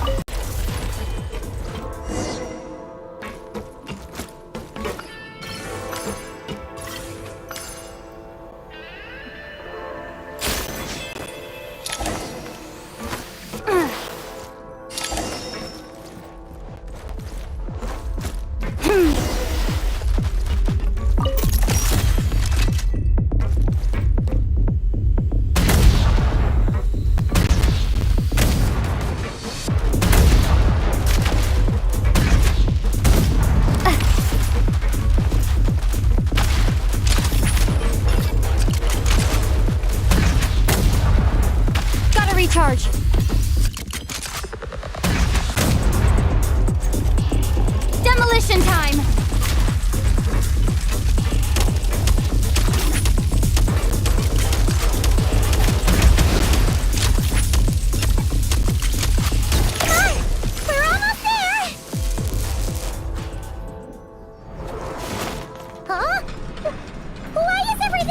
shaking so much! Looks like the Shadow Realm is about to sink back down into the depths. The exit is right here. You mean this weird bubble thing? Wait, how exactly do we... No time to think. We just gotta go for it.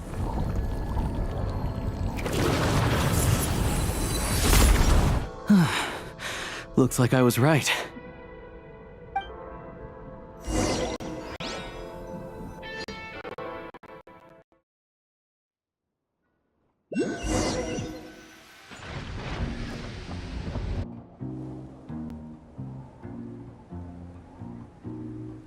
I can't believe the Shadow Realm manifested right on the railroad tracks. It's almost unheard of. Lucky we made it out. All thanks to you and that awesome gun. Ah, so you have heard of the Golden City before?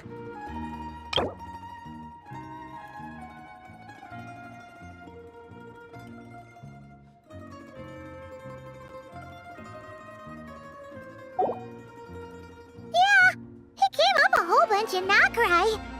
You're a pretty neat surprise in that sense, aren't you, Goggles? We had no idea they left cool gadgets like you behind. Make no mistake, it was a team effort. For a first-time firearm user, your performance was quite outstanding. Far as Alosha said, it is highly unusual for the Shadow Realm to manifest in a place like this.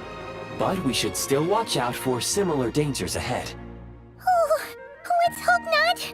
If anything else goes wrong with this trip, Paimon's gonna have train trauma for life! The Shadow Realm can appear anywhere, not just on the railroad. I am simply advising that we take sensible precautions. Now, if you wish to further calibrate and upgrade your firearm, you may do so over there, provided you have the necessary components. Please take a moment to catch your breath while I repair the body of the train. Amongst other things, this will ensure Paimon is a little warmer while on board. Oh, thanks, Goggles. You're a trusty train conductor. Well, maybe trusty isn't quite the right word, considering. Anyway, at least you get the job done. Yes, of course. And just like the Eye of Grey, I am sure it will be a great asset to you in your future adventures. If not the trustiest, then it will at least get the job done. Let's get some fresh air while the Eye of Grey fixes the train. Yeah, sure. Paimon wants to forget all about the Shadow Realm. It was so creepy in there. Stretching her legs might help take her mind off things.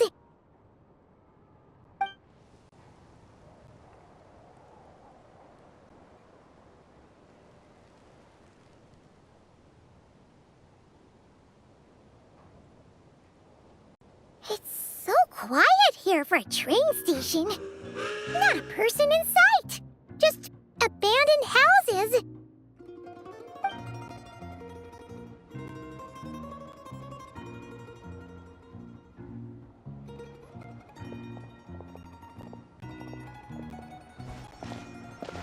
Huh? So much for repair? You've swapped our train out for a whole new model! My plan was to restore the train to its original appearance per my records as quickly as possible. Now that the repairs are complete, the train offers optimized performance and a significantly improved trendiness level. Huh. Didn't know trendiness was a parameter. According to my calculations, parameterization is the most effective way for the Eye of Grey to understand trendiness. Hyperborea, huh? I'm sure I've heard of that in a story somewhere.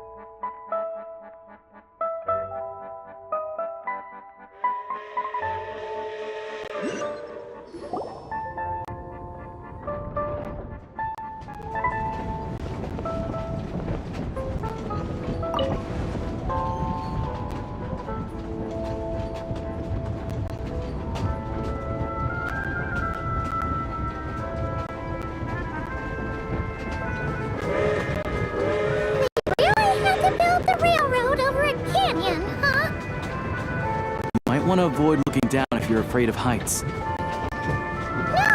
it's not bad. Paimon's just praying we don't have yet another accident.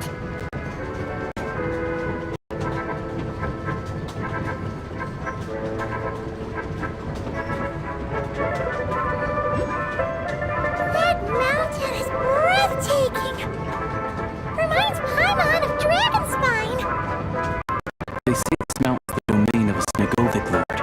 A lot of the Snezhnaya'ya retreated there to live in seclusion, so it's a pretty mysterious place. You hear all kinds of stories. Even the residents of the nearby town of Svietlo-Lidovka steer clear of the summit, and they make a living off of harvesting prime ice.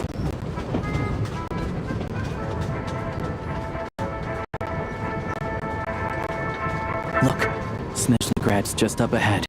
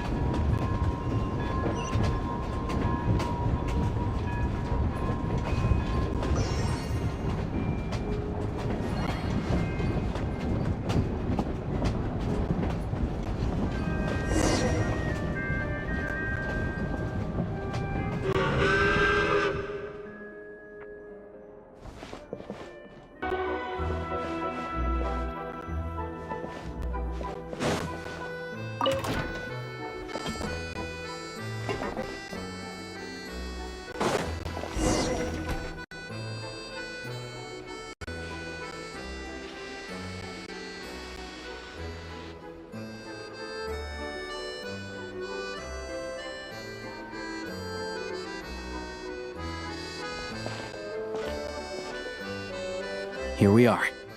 Welcome to Snezhnaya'ya train station, the biggest transport hub in the nation. Wow! It's so majestic! Just flying from one side to the other would probably leave Paimon out of breath! It's built for maximum efficiency. But yes, transferring trains here can be a little tiring. In the future, you can use this train station to travel anywhere you want in Snezhnaya. For now, though, come with me. Let's get Paimon checked out. This way. There's a lift car that goes straight to Sapoliarni.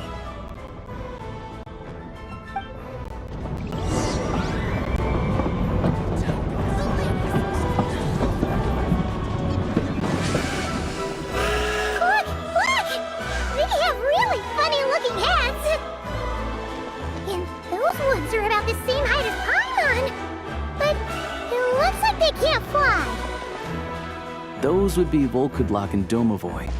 You'll also see the winged Vila and the snowborn Snegovic amongst others. No wonder! We'd heard that Snezhnaya used to be the realm of the Fae. Paimon can really see it now.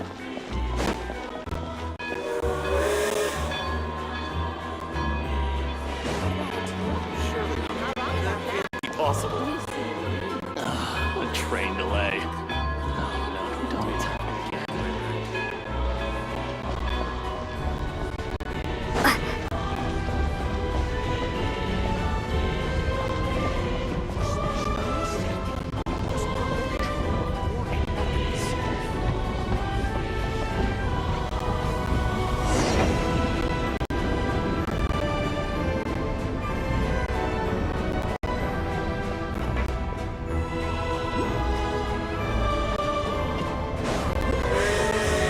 To the left is the Market of Zolny.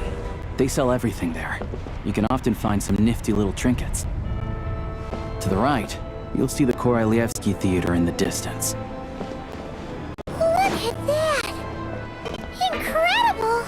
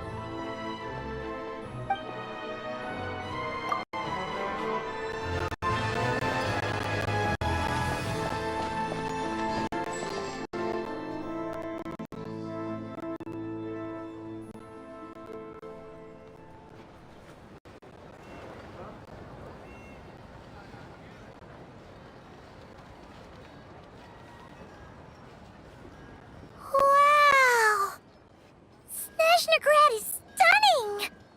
Seeing it with our own eyes makes all the trouble we went through to get here worth it! I found it pretty stunning when I first came here too. But I soon found out that stunningly beautiful means stunningly expensive. The prices here are crazy. I'm just a small-time hunter, so Zolny is where I spend most of my time. This way will take us to Podvorier Restaurant. They offer food and lodging there, so you can get settled in while I fetch the doctor. Is that gonna be stunningly expensive too? Yeah, I mean, there are places to stay in Zolny, but I highly doubt they'd meet your standards. Most of the stoves are out of crystal, the windows are drafty, and at night, four-legged roommates come out to play, sharpening their claws on the roof beams and floorboards. Yep, no way! Not a chance Paimon's staying anywhere like that. Maybe we can split the cost of the room between us? Paimon still has some savings left. Fine then. It's your treat. Paimon will save her money for buying a nice little cake. Don't worry, you'll get some too. I'm glad to see you've perked up. If you find yourselves in the mood for some sightseeing later, there's a few places around here worth seeing.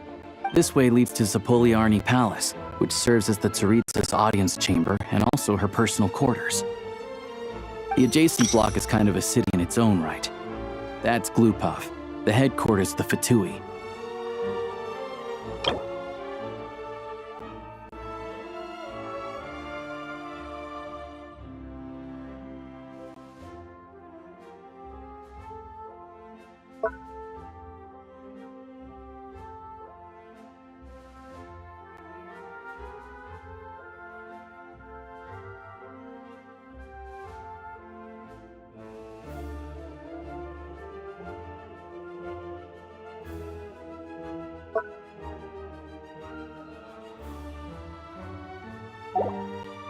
Inside, there's a munitions factory known as the Armory Palace, producing a constant supply of all kinds of equipment for the Fatui. A lot of important research happens there, too.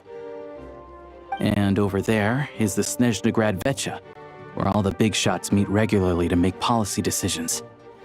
These places are best admired from a distance. I'm sure I don't need to explain why. Yeah, they probably have super strict security.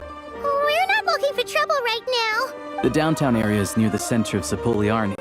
That's where you'll find the restaurants, bookstores, and gift shops.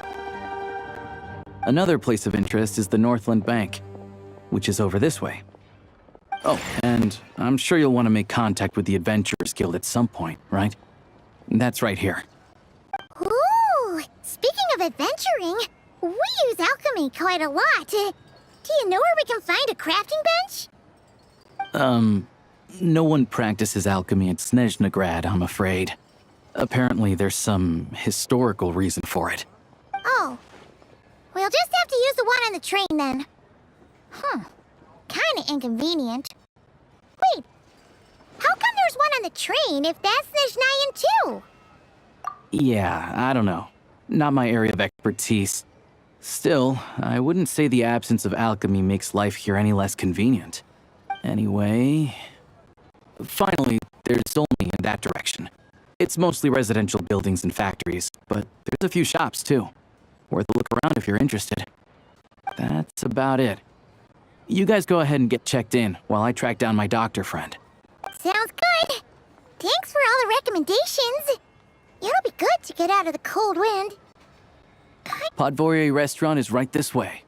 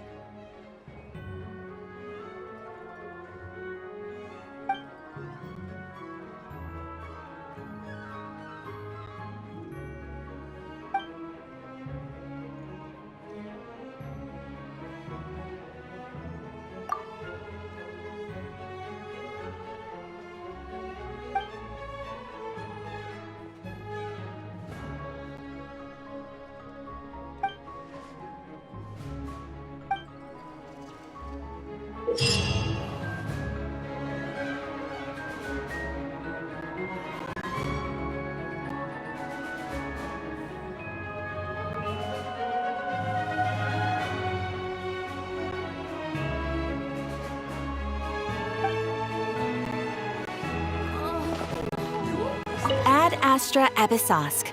Welcome to the Adventurers Guild headquarters.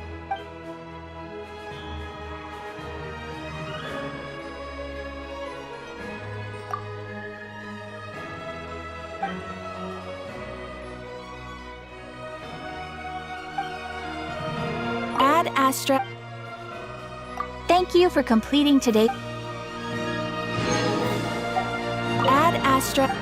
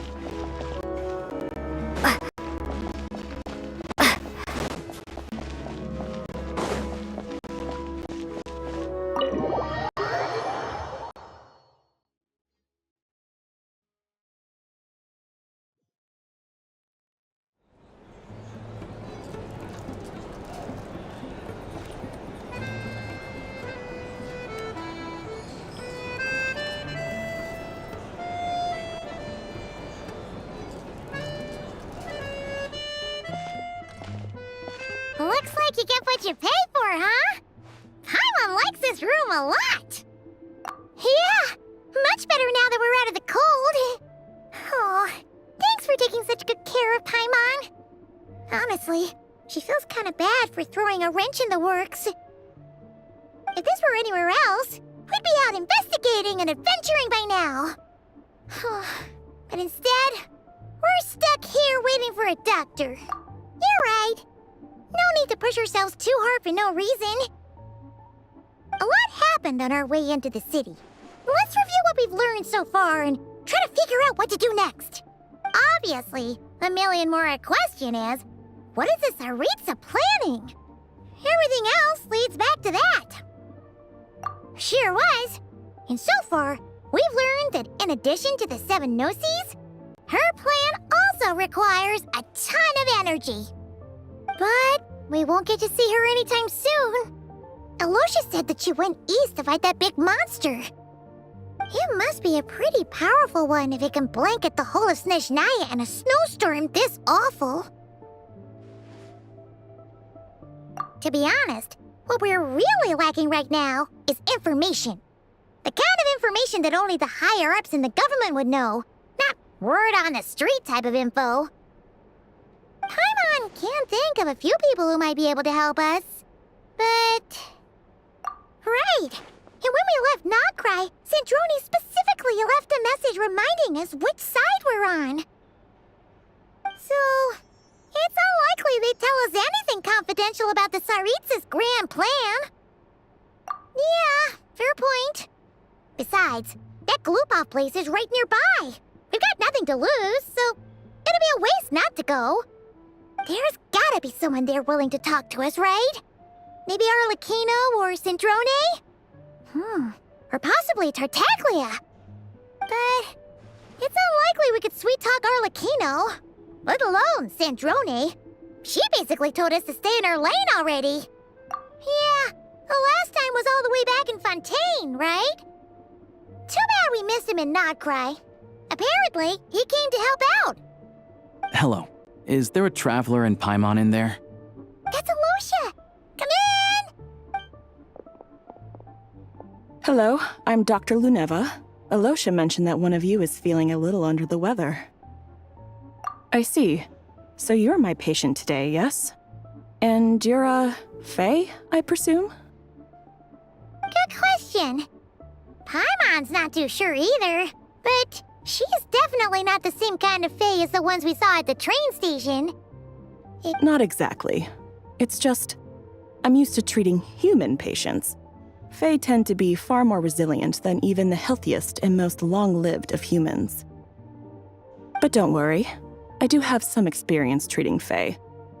I've even diagnosed plenty of cats and dogs in my time. Safe to say, I have a fairly eclectic range of expertise. It'll be fine. Paimon's basically the same as a human, right? We're no different when it comes down to it, are we? More like you don't eat enough. The more talking you do, the more you need to eat.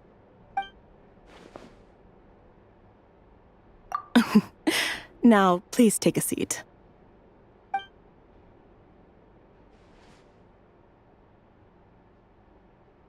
Okay, vital signs are good. Test results are all within normal ranges. I don't think it's anything serious.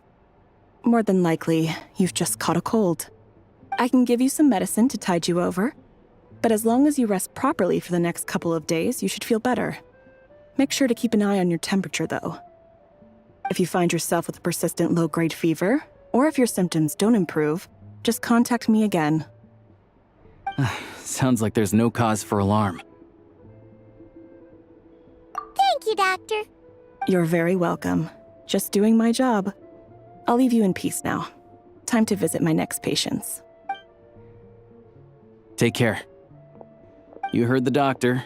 Best you rest up here for a couple days. No sightseeing for the time being. All right, then. Guess we've got no choice. Let's just treat it as a short vacation. I have to get back to it. If you need anything else from the doctor or me, go to the Hunter Trade Station in Zolny. The boss there knows how to reach me. Hey, no big deal. You saved my life in the Shadow Realm. This is the least I could do. See you around.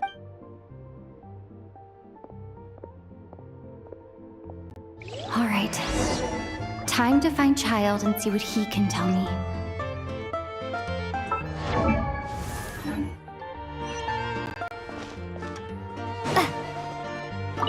I'd better not disturb her while she's asleep. With any luck, I'll be back before she knows I was gone.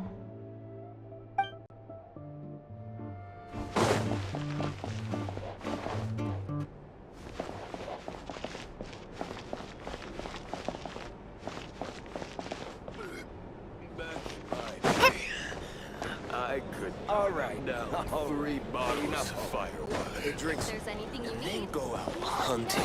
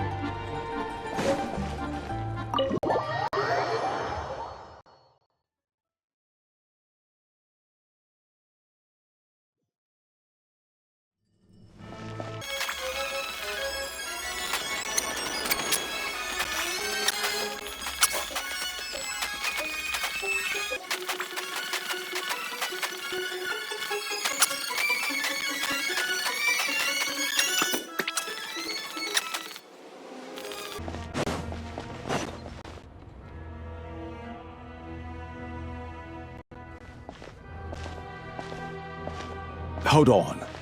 Please display your invitation letter or permit. Glupov does not accept meeting requests without a prior appointment. You'll have to apply per the advertised booking process and wait until your invitation letter is issued. Might I ask who you're hoping to visit? Another one who thinks the rules don't apply to them. I don't understand why people think they can just talk their way in here. You don't just show up and land a meeting with the Harbinger. But I have to go through the motions for protocol's sake. Honestly, it's such a waste of time asking when I already know what the answer's gonna be. Wait a moment. I'll pass on your message. If Child is unavailable, you'll have to go through the proper procedure.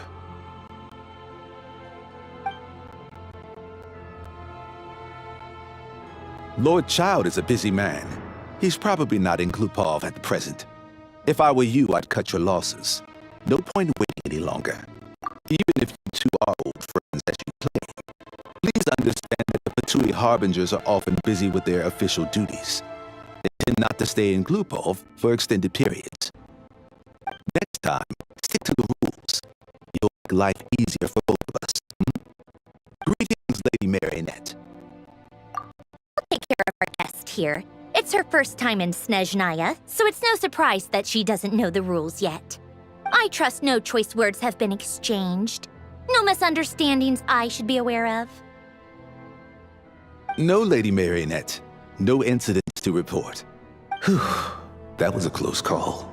Good thing I played it cool. Is that right? Good to know. Wait, where's Paimon? Under the weather?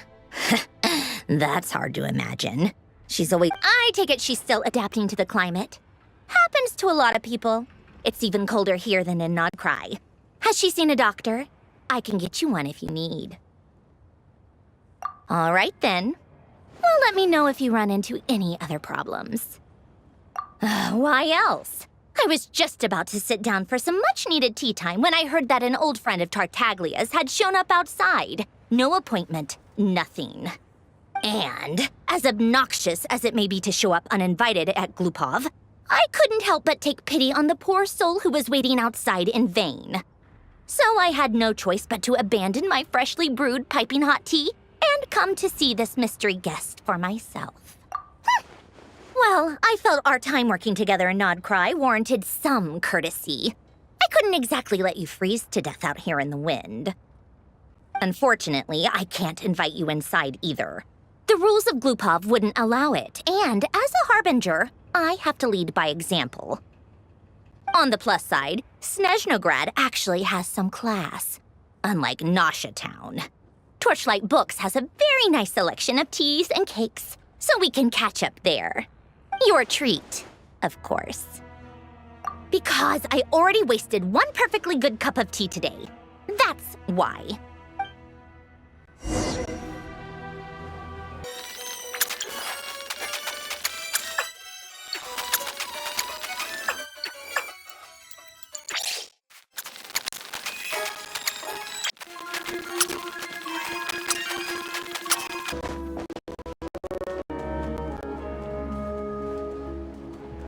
I've ordered for the both of us.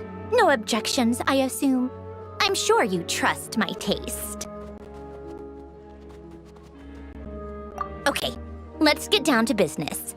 I'm guessing you don't actually have any urgent business with Tartaglia, per se. You just want information, right? Wanna take a guess? Of course you'd say that. You shouldn't underestimate Counselor Tartaglia, you know. That's right. I'm sure you've heard of the Snezhnograd Vecha by now. Well, he's busy preparing some paperwork for their next meeting.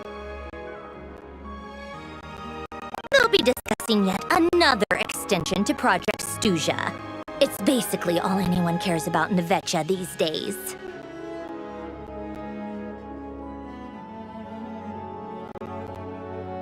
Yeah, he's more of the shoot first, ask questions later sort, isn't he?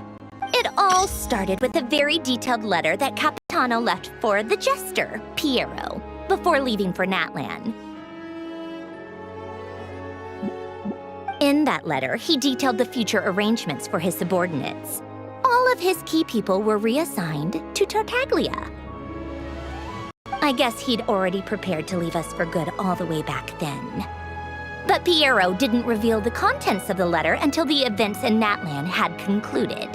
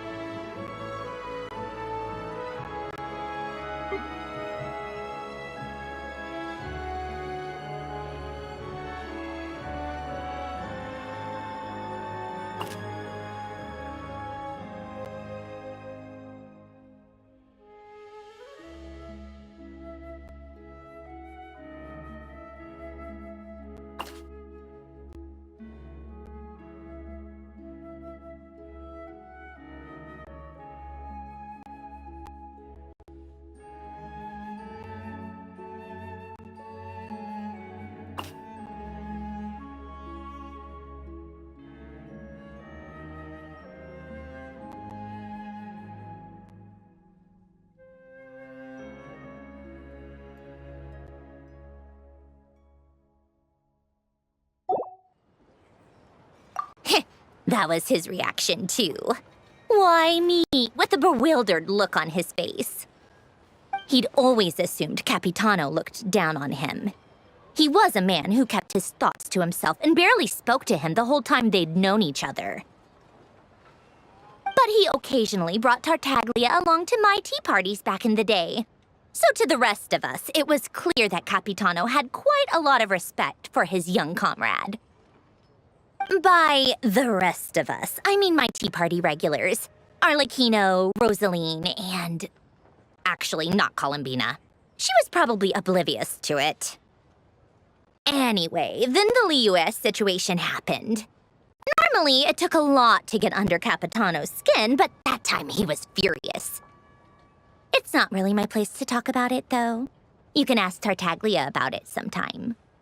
Basically, Tartaglia probably had the wrong idea about Capitano all along. right up until Piero revealed the letter he'd left behind. Capitano believed that despite Tartaglia's immaturity, he showed great potential. Plus, he possessed a kind of purity rarely seen among members of the Fatui. Yeah, it's one of the few things that I'd agree those two have in common. But there's one other reason why Capitano chose Tartaglia to assume command of his troops. He knew that after he was gone, several of the others would swoop in on his army like vultures. With the ones who stood to benefit the most being the rooster Pulcinella and regrator Pantalone.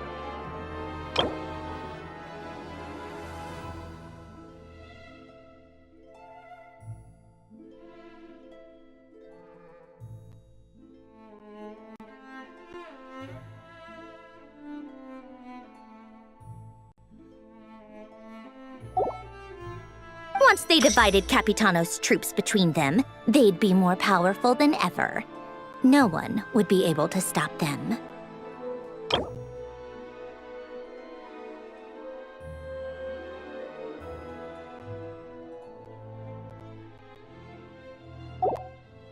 So, you can see why Capitano chose to hand that letter to Piero, right? Exactly. Piero also needed to back a harbinger as soon as possible. And all things considered, Tartaglia was the best choice. Even though Tartaglia has had the support of Northland Bank for a long time, he and Pantalone are ultimately not cut from the same cloth. I'd say Capitano made a good judgment call. Anyone else caught in this situation would probably feel like they'd been hung out to dry. His best course of action will be to distance himself from any shady business, while still maintaining friendly relations with Pantalone, but seeking Pulcinella's support at the same time.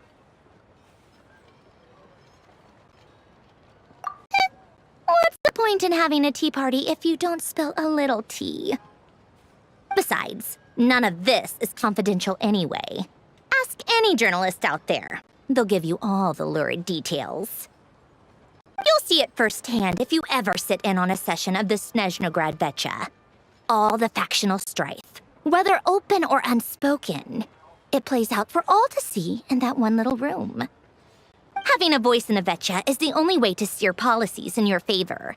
So, every person in that room represents a particular interest group. Pantalone, for instance, represents the financial sector, and Tartaglia represents the Fatui soldiers. Personally, I have no interest in political jousting. But since I have a number of engineers and researchers under my command, I have to make their voices heard. Then there's Pulcinella, the linchpin of the Vecha. He represents politics itself. Everything involves him, so nothing can bypass him. Any issue that comes up, he knows how to mediate. That's what the Tsaritsa values most about him. I'm starting to see why everyone is so frustrated with the way things are, but also powerless to change it. A complex web of interests connects all parties involved, and the Tsaritsa sitting at the top adds another layer of complexity. All right, I'm done carrying this conversation. Time for you to answer a question of mine. You must have known that you can get the info you needed from me. So why was Tartaglia the first person you asked to see and not me? Huh? Jealous? As if. Wait. Oh, I think I know what it is. Columbina passed on my message to you before you left Notcry, right? I only meant you should be mindful of which side you're on. Is that actually why you didn't ask for me? Because you took that to heart? You... fair enough. It's not your fault. I blame all these politicians I've been hanging around with lately. Always beating about the bush when they talk. I guess it must have rubbed off on me. Anyway, just ask for my help next time, okay? Little things like this are no problem. Lady Marionette. What now? Can't you see I'm on my break? Whatever it is, just leave it on my desk. I'll look at it later. Sorry to disturb you during your break, ma'am, but I'm afraid it's an emergency. Isn't it always? I've told you before. Fixing the tracks and transporting ice blocks does not constitute an emergency.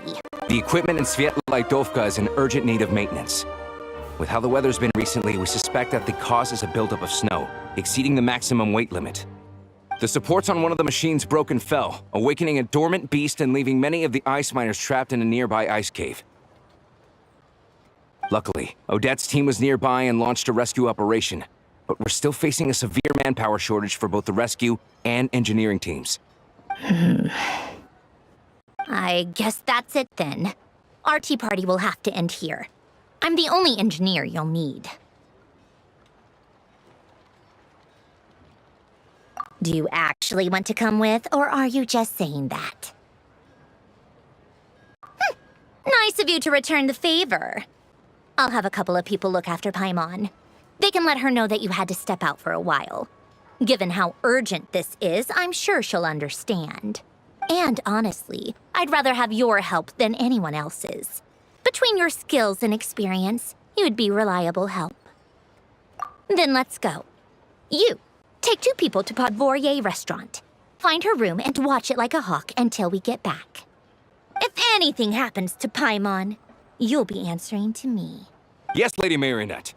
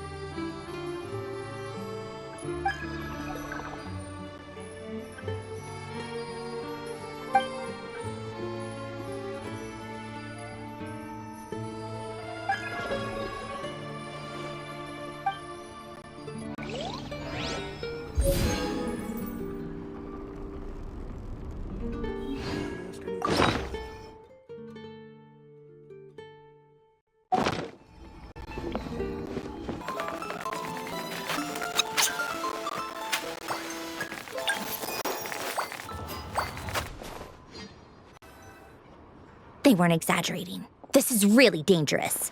It's a good thing only one of them broke. From what I've been told, most of the trapped miners are over in that direction. Yeah, you do that while I check the rest of the equipment. I'll evacuate the people around here as I go. Meet me back here as soon as you're done.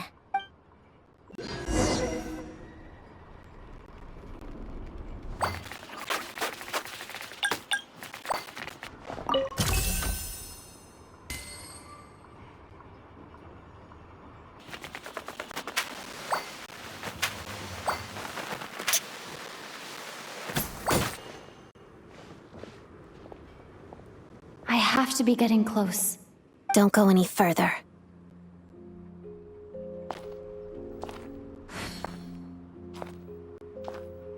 It's too dangerous here. There's a highly aggressive monster on the prowl. You need to leave, now.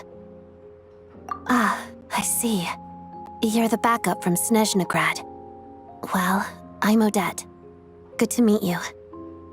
Ah, so this is Odette. She was the first member of the Fatui on the scene. There are 5 people trapped in the cave. Monster type is unknown, and so is its location. Let's go. Every second counts.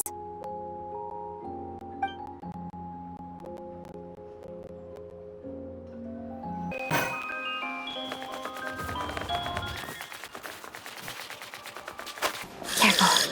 Something's moving.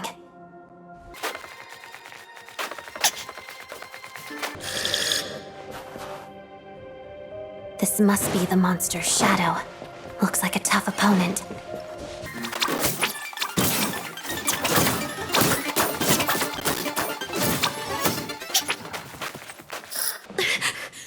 Stay back!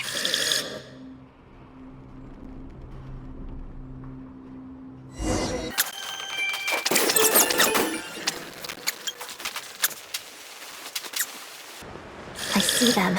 They're right behind the monster. The monster seems very agitated. It could attack at any moment. Let's make the first move.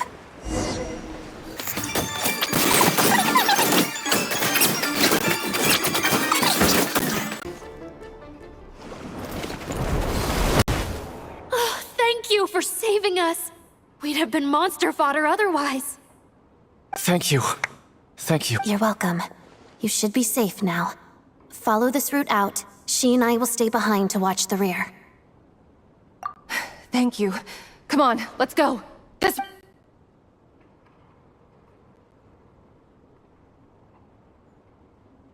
I've searched the area. Pretty sure the monster made a tactical retreat. Yeah, but with us here, it won't be coming back anytime soon. It may be small, but don't be fooled. It's a ferocious beast. People are just food in its eyes. It's lucky we got here when we did. The trapped miners have been successfully evacuated. Time for us to leave. Wait, this place... There's something unusual about it.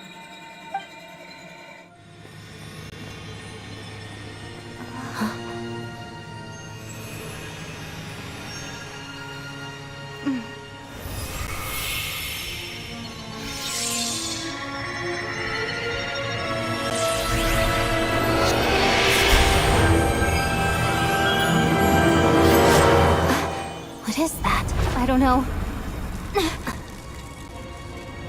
It's back? Guess it has family.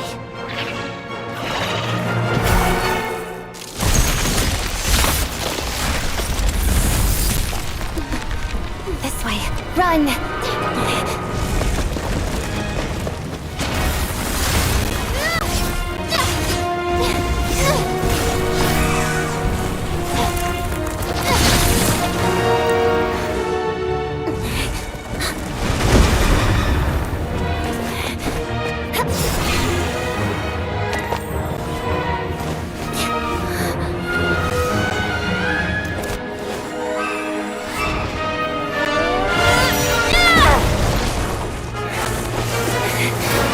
Thanks. Let's get out of here.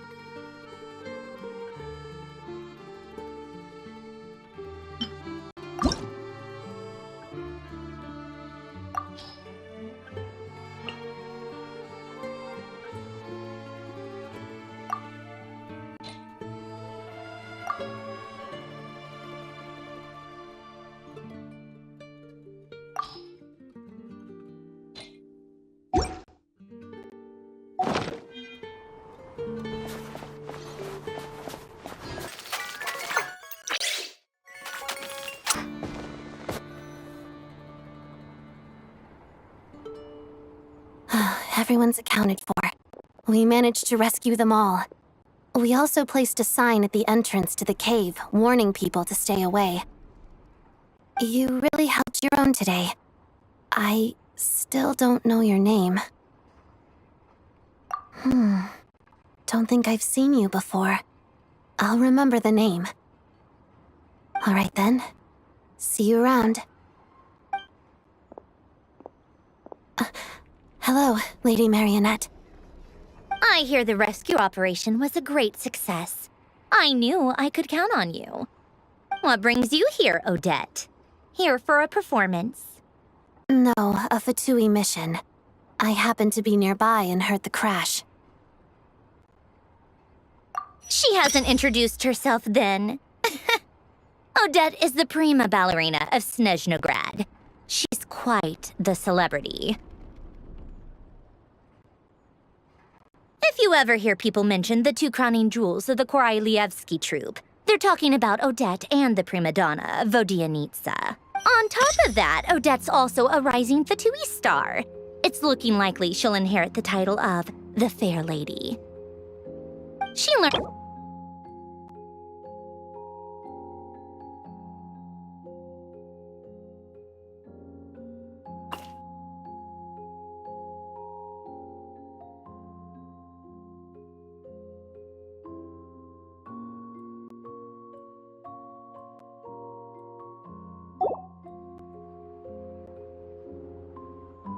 You flatter me, Lady Marionette.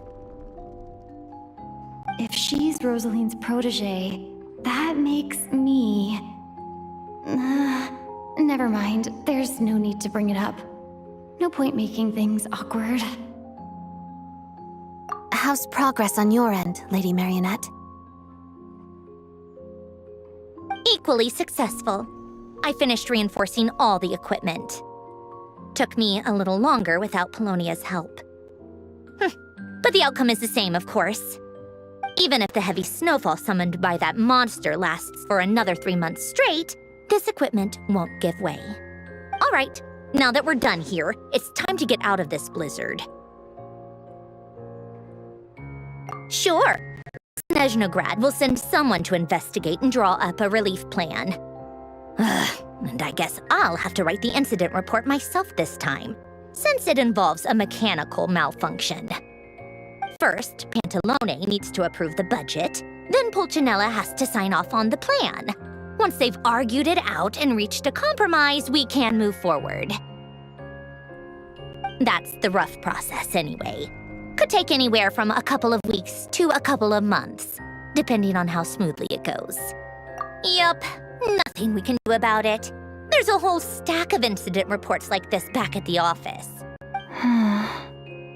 The snow has eased a little for now, but there's no telling when that will change with that monster still at large. Fuel for heating is in short supply, and relief is weeks away. There's no immediate threat to life, but still, it just feels like there should be a better way. Hey, quit daydreaming. Let's get back to Snezhnograd. When did you get a new sword? I found it in a cave. It handles pretty nicely. You have a strange affinity for secondhand swords.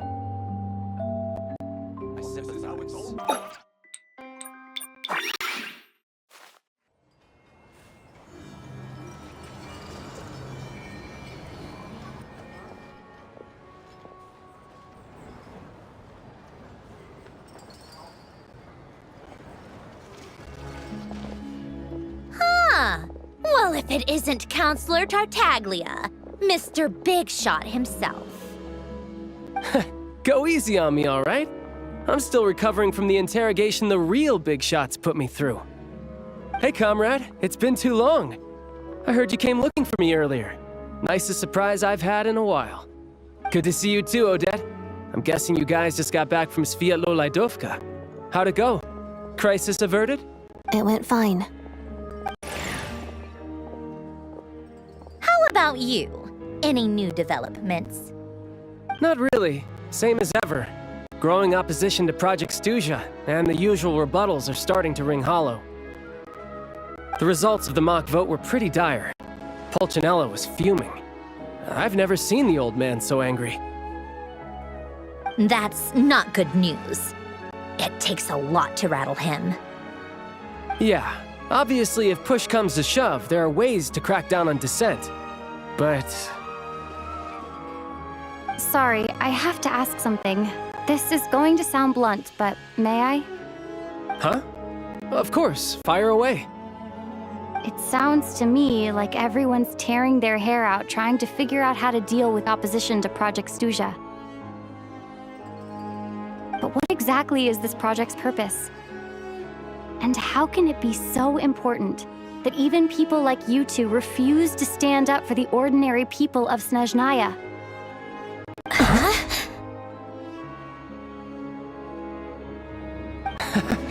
Interesting. I gotta hand it to you, comrade. You sure don't mince your words. Excuse her? What does she mean? Refuse to stand up for ordinary people. Oh my gosh. How does she dare speak to the Harbingers like that? Are you interrogating us now? It's okay, Sandrone. Let me explain. I think I understand where she's coming from. If I could, I'd take your side right now. In fact, my position's very similar to yours. I've only held back on casting a dissenting vote in the Vecha because the Tsaritsa would never let me get away with it. Still, I have a responsibility to the Fatui armed forces, so I do what I can to make their voices heard. Most of them are just regular folks from small towns far from the capital. I'm sure you've seen how much those kinds of places are struggling right now. Oh, and for what it's worth, I'm from Merhametsiz myself. Things aren't going so swell there either. The Tsaritsa wants to create a better, safer future for the people of Snezhnaya'ya, but she's thinking long-term. I don't doubt that from where you're standing, Project Stuzha seems to be creating all sorts of issues for everyone. But considering the Tsaritsa's vision for the future, these are sacrifices worth making. Sounds cold, I know, but I promise it's not as black and white as it seems. Maybe Sandrone and I can't oppose Project Stuzha outright, but we're constantly raising our concerns in Vecha meetings. And even though we can't put an end to it, there are plenty of other ways to make a difference. We're trying everything we can think of, and so is Pulcinella. I respect Her Majesty, the Tsaritsa, and trust her decisions. But at the end of the day, I'm still just a normal guy who cares deeply about my homeland. And my family, who all live here. There's no way I would ever abandon them. As contentious as things can get within the Vecha, there's no selfishness or malice behind it. Everyone wants to get through this period as smoothly as possible. The issue is that there's no way of pleasing everyone under the present circumstances. Most of the time, we're trying to decide on the lesser of two evils, which obviously isn't a great look. But that is not the same thing as being blindly loyal to the Tsaritsa. No one's got their head in the sand here. We're all well aware of the way things are. We're just doing our best to make it work. In fairness to Sandrone, she rushed to Svietlo Laidovka's aid the moment she heard that people were in danger.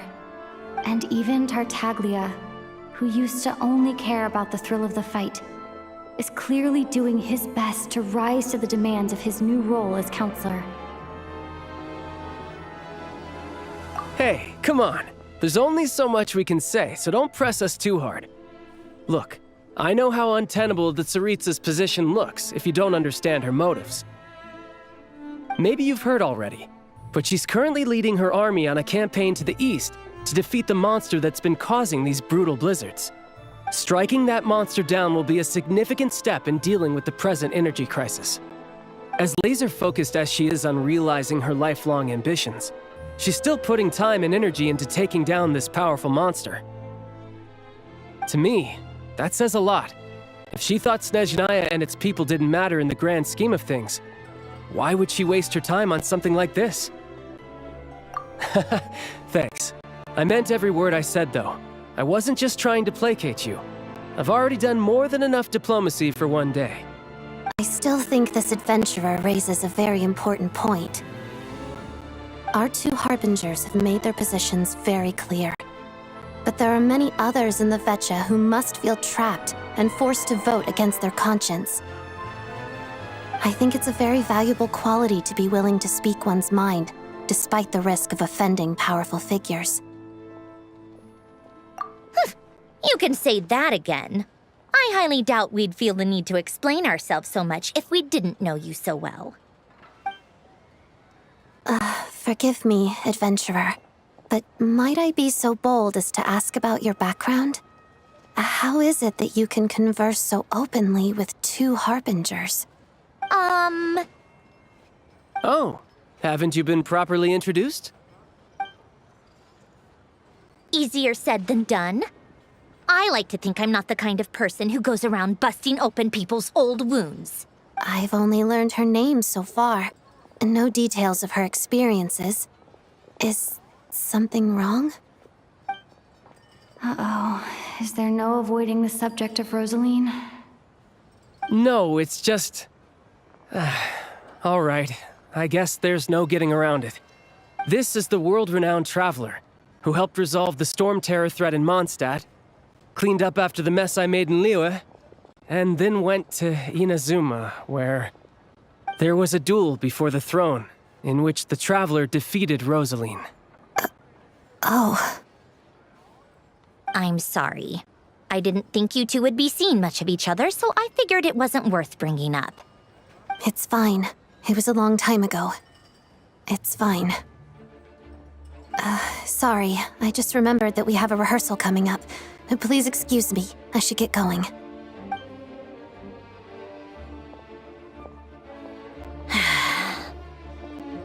I've mentioned this to you before, remember? She was Rosaline's most valued subordinate. But they didn't actually get along. Not that Rosaline was really the type of person to make friends, but death has a way of resolving a lot of conflicts. Don't let it weigh on you. Like she said, it was a long time ago. It's in the past now. Odette has a very different personality from Rosaline. Give her some time. I'm sure she'll work through it. Oh, by the way, where's Paimon? It's not like her to hide away. She hasn't been feeling well, so she's resting at Podvorier restaurant. I got a couple of my people to look after her while we were gone. Oh, right. Sorry to hear that. Poor thing. Reminds me of when Tonya was little. She really felt the cold back then. Used to get ill all the time. I felt so bad for her seeing her lying in bed, coughing. She was so mature for her age, though. Whenever someone came to visit her, she'd greet them with a smile and would never complain. I'm sure Paimon's a good kid, too. You're a little short on manpower, right? Let me have a couple of my people take over for yours. I'll send my most capable and reliable. They'll make sure Paimon can recover in peace. Well, that would be great. Your people are more qualified. Hey, don't mention it. I'm sure you have things to do. Hopefully this takes a load off your mind. So no more accusing me of not being on your side, all right?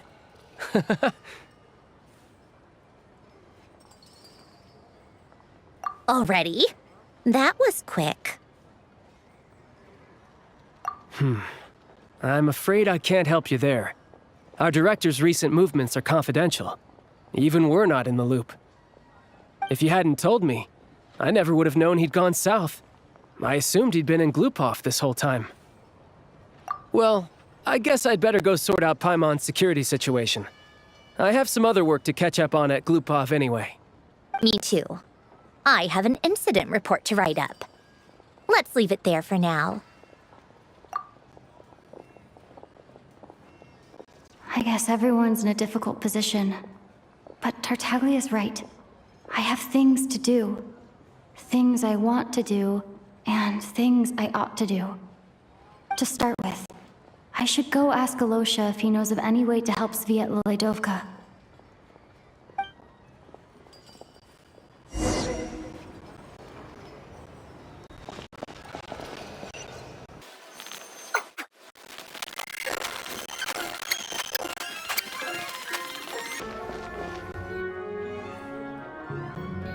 How strange. This sword seems to be vibrating of its own accord. It's a very faint vibration, but it's getting stronger as I get closer to the statue of the Seven. Does this sword have some connection to the statue? But all it does is vibrate, even when I touch it. That place I got this sword from was definitely out of the ordinary.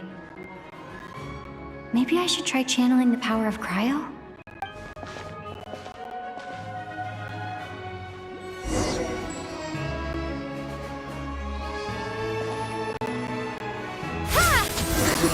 It worked! There really is something special about this sword.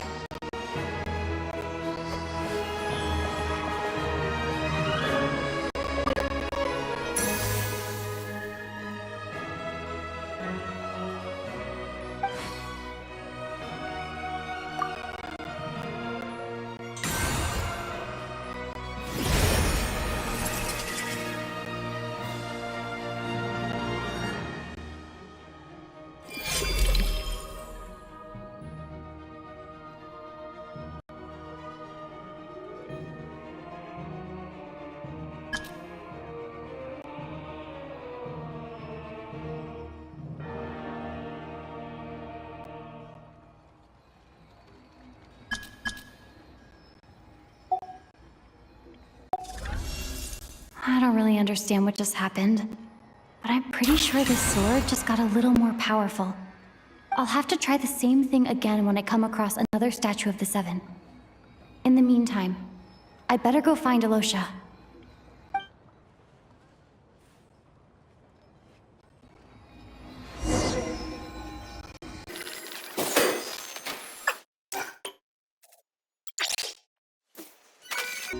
And Kate!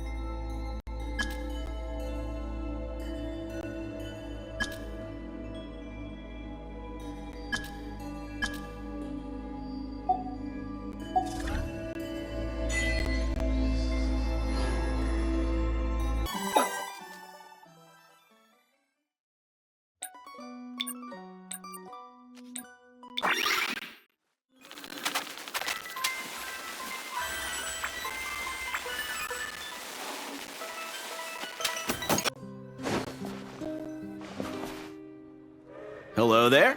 How can I help? Ah, sure thing. Give me a second. I'll go fetch him for you.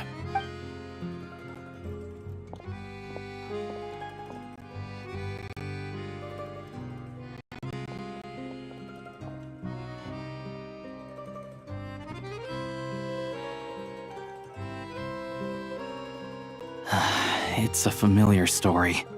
I've had similar experiences. Although Snezhnagrad doesn't deliberately delay or withhold relief, those first few days of waiting for help are always the hardest. It's a fundamental contradiction. If emergency relief can't be delivered in time, what's the point in even calling it emergency relief? Not necessarily. I think there's a good chance that Kresnik Crystal from Stratomeros will start flowing into the market. When we resolve Stratomeros' energy issue, it's like we open the floodgates. A huge backlog of Crystal is now available to the townspeople. There's no way they can use it up at once. A lot of them will probably stockpile it and slowly work their way through. Probably a good idea, since energy prices are only going to keep rising. But there will always be people who urgently need Mora. Exactly.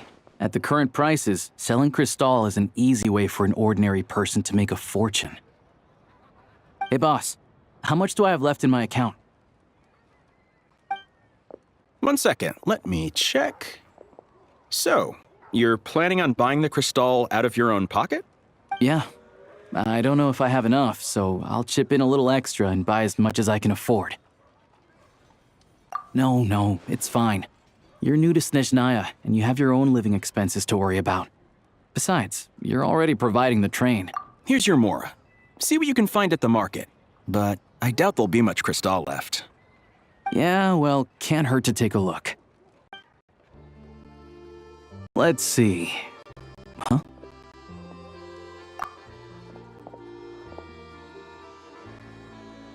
Oh, Alosha, and... Hello. I didn't realize you two knew each other. Yeah, I take on some odd jobs in the city to supplement my hunting income. Sometimes I work as a cleaner or prop hand at the theater where Odette is one of the big stars, so I've met her a few times. When the weather's as bad as this, it's better for a hunter to adapt than to keep looking for game. Yes, and we sometimes need extra help.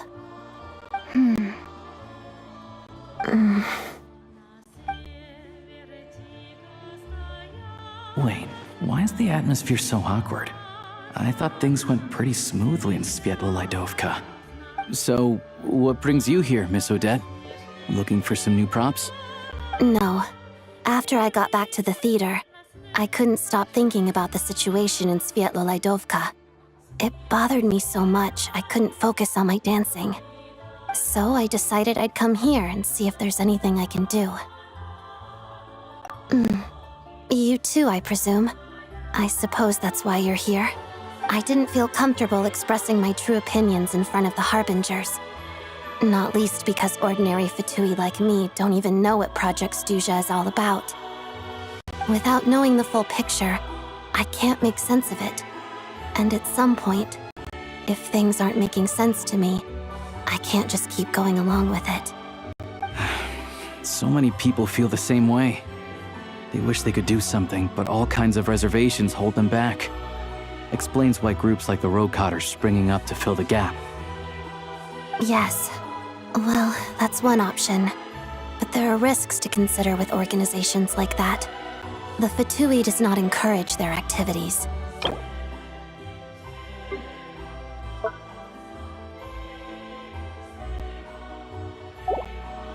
Right, because things can get out of hand, and it's hard to hold the right people accountable when they do.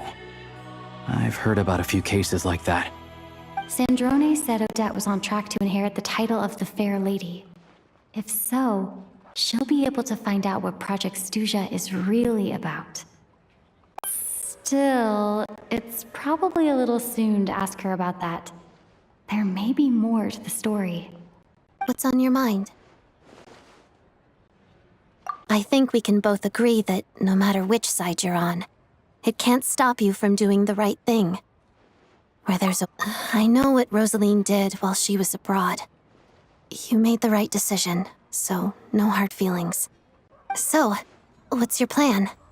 Oh, we were gonna buy some Crystal. I heard there's some on the market right now. Funny.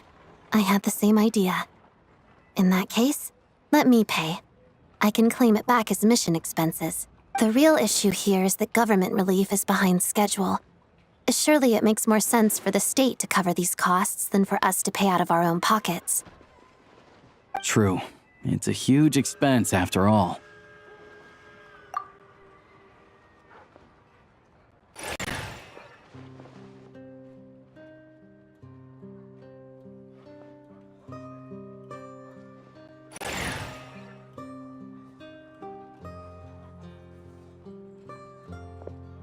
Let me see. I'll take it all, please. And I'll be needing a receipt. Right. Choose mission budget under the expense category, but be sure to specify emergency rescue operation in the description. Otherwise, the normal reimbursement limit will apply. Let's book this train. Regulations say that if we need to transport Kresnik Crystal during Project Stuja, extra carriages can be added 1 hour before departure.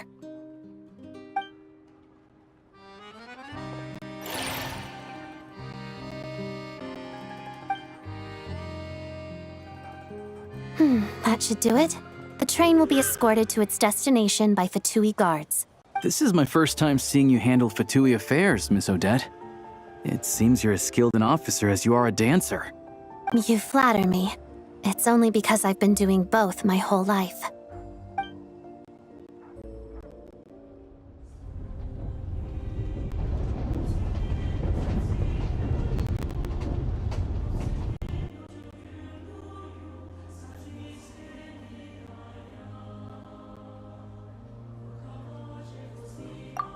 Anyway, I bet you've been non-stop today, am I right?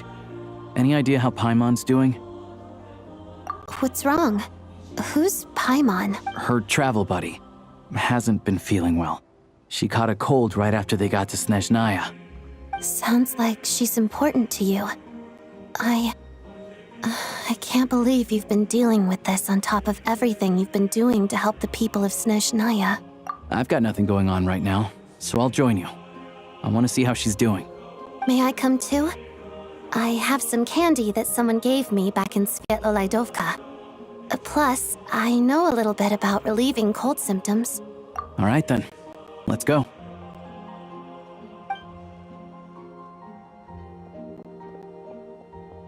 I still don't know what the deal is between these two, but at least the tension seems to have vanished.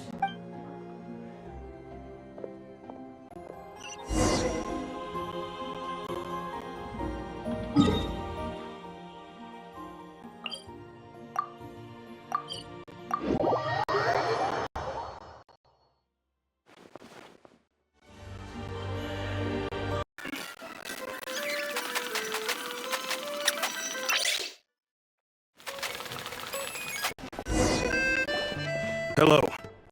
Sorry, but there's a sick person recovering in this room. Can I help you? What happened? Oh, please, excuse me. Are you the Traveler? Could I take a quick look at your Adventurer Handbook?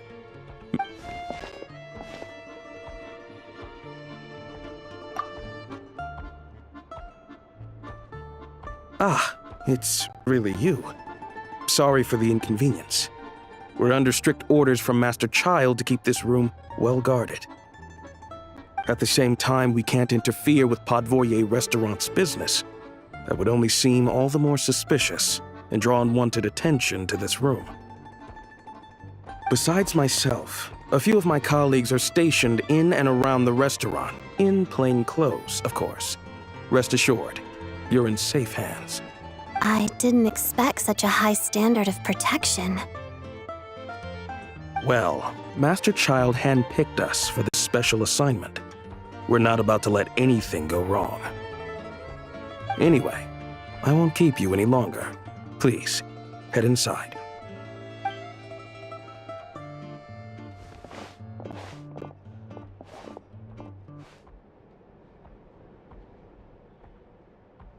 Traveler! Alosha, you're back! Oh, hey! Who's our new friend? Hi, I'm Odette. The Traveler and I crossed paths a few times. Another friend from the Fatui, huh? You're practically a member yourself by this point. Paimon's definitely on the mend. We should be back to our usual travels in a few days' time. Seems like that doctor was right. It's just... Paimon's limbs are still feeling a little chilly. I have just the thing.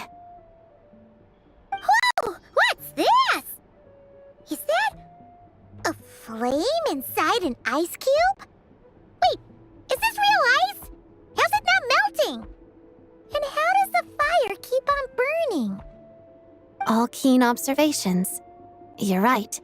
This is called core ignis. Whenever I've caught a cold in the past, I found I recover much more quickly if I place this by my bed. You're welcome to borrow it. Awesome! Wow! It's so nice and warm! Oh, it's like magic. Your name was Odette, right? How did you two meet again? Looks like she's in pretty good spirits. That's a relief. Any progress with your investigation yet?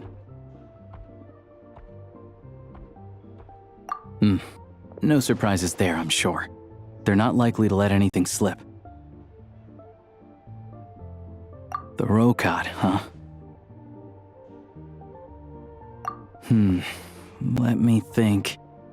Members of the Rokad keep their true identities hidden, but I think there might be someone I can introduce you to. Leave it with me. Meet me at the Korolyevsky troop tomorrow, and I'll tell you how it goes. Would anyone like a drink? I'm gonna head to the bar. Paimon will have... maybe some hot milk? Yeah. Paimon's in the mood for something warm. Enough with the secret chat, you two. Let's catch up properly in a minute. Paimon wants to know everything that's happened today. It'll be kind of like tabletop troop. No reason why listening to a story can't be an adventure.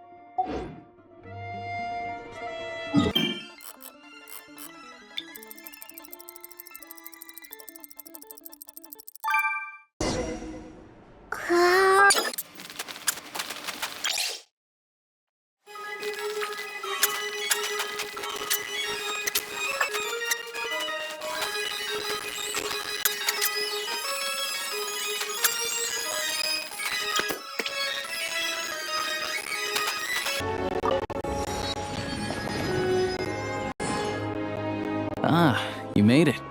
I've got some tickets, and I managed to set something up with the Rokad. It'll have to wait until after the show, though. Happy to stay and watch? I doubt you've seen the Korolyevsky troupe on stage before. Pleasure. Here, this is the way in.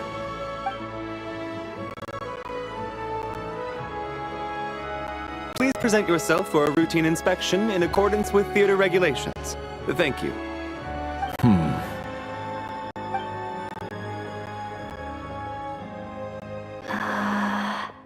Is that guy with the fatui? Looks like he's waiting for something. Okay, all done. Thank you for your cooperation. Please proceed through to the theater.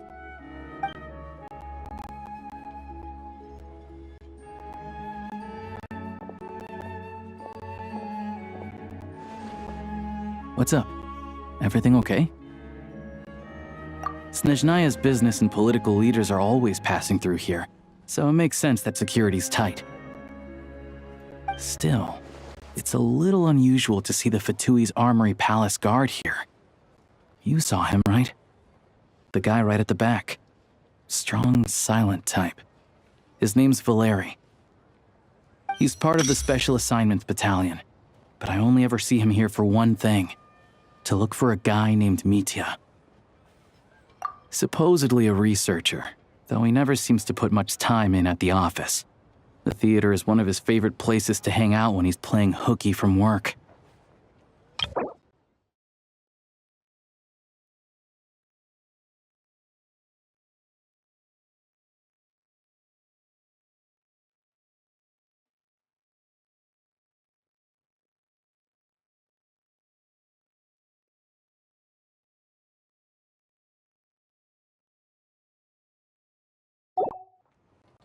But that's not for us to worry about.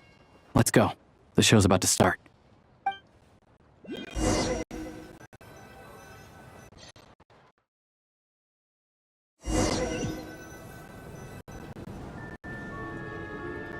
What do you think? Pretty impressive, huh?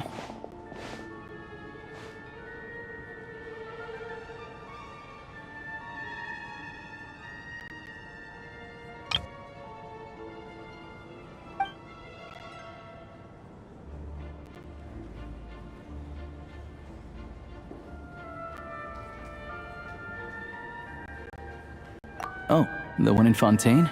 I hear it's iconic. Never seen it for myself, though. Here we are, just in time. Sorry, coming through.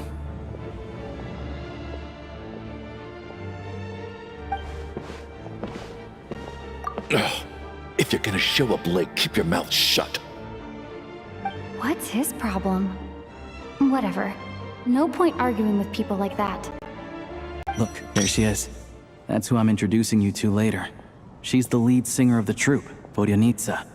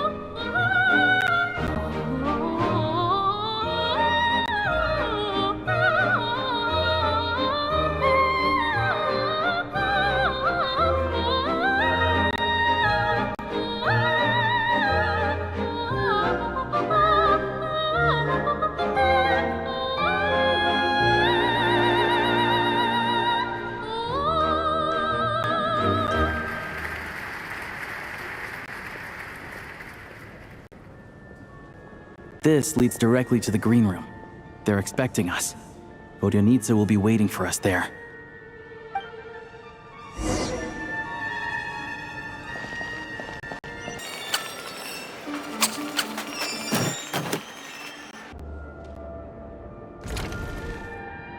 Hey there. Excuse me. Ugh! Can you believe it? I am so mad right now. Come in! Oh, it's you two. Huh?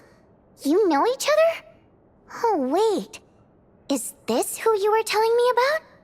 The one you met yesterday and couldn't stop thinking about? I never said that. Yes, you did. Why are you denying it? It was right before I went on that rant about the moody factory owner. Oh, I remember it so clearly. Might I ask what brings you two here? Oh, I just brought her here to see the show. And when it finished, she was full of praise for Vodyanitsa's performance. So I thought I'd try my luck, see if we could get the chance to chat for a bit. Maybe get an autograph? You work here. You of all people ought to know that's against the rules. It's... Oh, what's the big deal?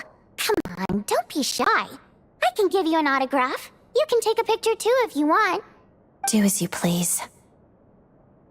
I finished all my shows for the day. I'll leave you to chat.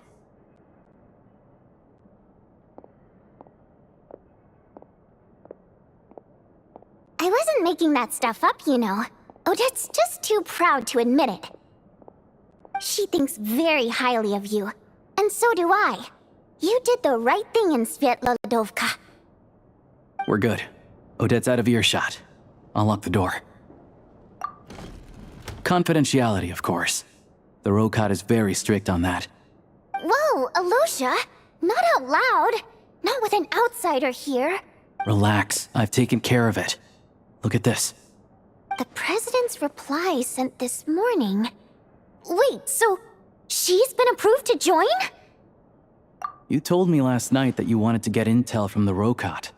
Unfortunately, Rokot intel is only available to members. But ever since you set foot in Snezhnaya, we've been working together. I've seen the way you work, your character, and your motives. Everything about you is perfectly in alignment with what we're trying to achieve in the Rokot. So I figured I might as well cut to the chase. I wrote a letter to the president explaining your situation, including just the right amount of detail. His approval came very quickly. Of course, it's still your decision whether you want to join or not. We'll respect your choice. Well, assuming Odette was telling the truth and she didn't misjudge you, I guess we don't need to worry about you blowing our cover. Still, you gave me a real fright. I didn't know that's why you came looking for me. So, that stuff you said about admiring my performance, was that just because Odette was here? Did you actually mean it? Now you're talking.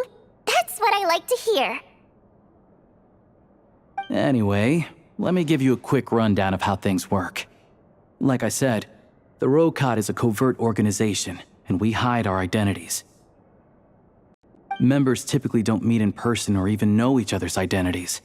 This helps us maintain a high level of independence and secrecy. Because of this, members are basically free to decide their methods without constraints, so long as the outcome of any activity doesn't violate the organization's principles. After all, we don't have any ostensible contact with each other. This way, if anything goes wrong, no one else will be implicated. Beyond the freedom to choose how you operate, it's also your choice whether to act at all. We have plenty of members who have yet to take any action. In short, joining the Rokot in and of itself won't place any restrictions on your activity in Snezhnaya. There's a code of conduct you can read if it interests you. But basically, as long as you don't plan on using your anonymity to go around doing evil, you'll be fine. I tried reading it 5 or 6 times. Never made it all the way through. Even the most lackluster script makes for more interesting reading. Great. Then I'll go grab an official application form. Be right back.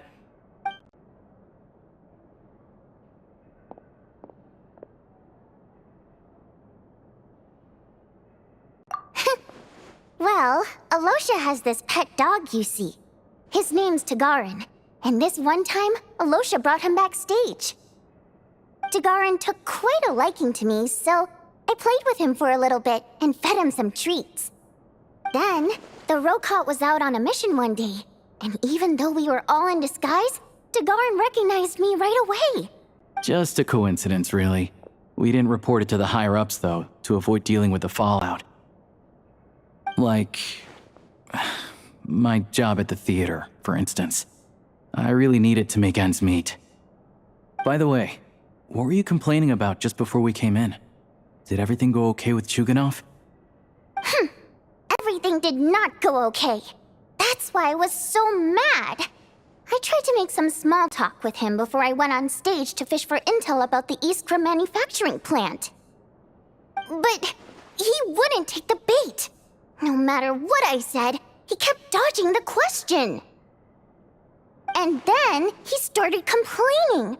He said he didn't appreciate his second-rate seat in the stalls because he usually gets a private box. I mean, what did he expect? Everyone knows that if you want a box seat, you buy a ticket well in advance. But I had to juggle things around just to get him a half-decent seat, hoping he would appreciate the gesture enough to share some information. But nope, he didn't give me anything. Yeah, meeting Chuganov in person has definitely been a disappointing experience. Oh, you probably don't know who we're talking about, do you? Chuganov was that older guy you were sitting next to today. I'm sure he didn't make a great first impression on you either. To the citizenry, he's a family man and a kind boss. But our interactions with him tell a very different story. It's one thing to ask for a favor, but he acts like it's his right. He always expects special treatment. Take the ticket situation, for instance. I've actually gotten him a private box in the past. But not only was he not even grateful, now he's acting like I've sold him short this time. Not to mention that he's never paid for a single one of his tickets. And another thing, if he's such a big family man, why doesn't he bring his wife and daughter to see the show once in a while? I've never seen them here, not even once. Calm down, Vodyanitsa. If you won't do it the easy way, we'll have to try the hard way. But first things first, here's your application form. Go ahead and fill it out.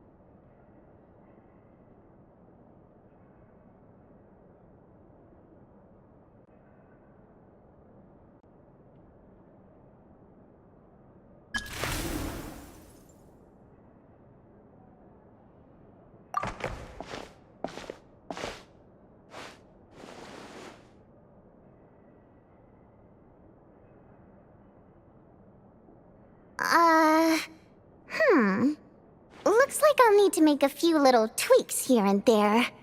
But other than that, you're good to go. We'll hold on to this for you. Alright. Now that we're officially Rokot comrades, I can tell you. Chukhanov is the target of our current operation. Recently, we've done some recon work at the Iskra manufacturing plant, which pretty much confirmed that their energy consumption is way beyond the legal limit.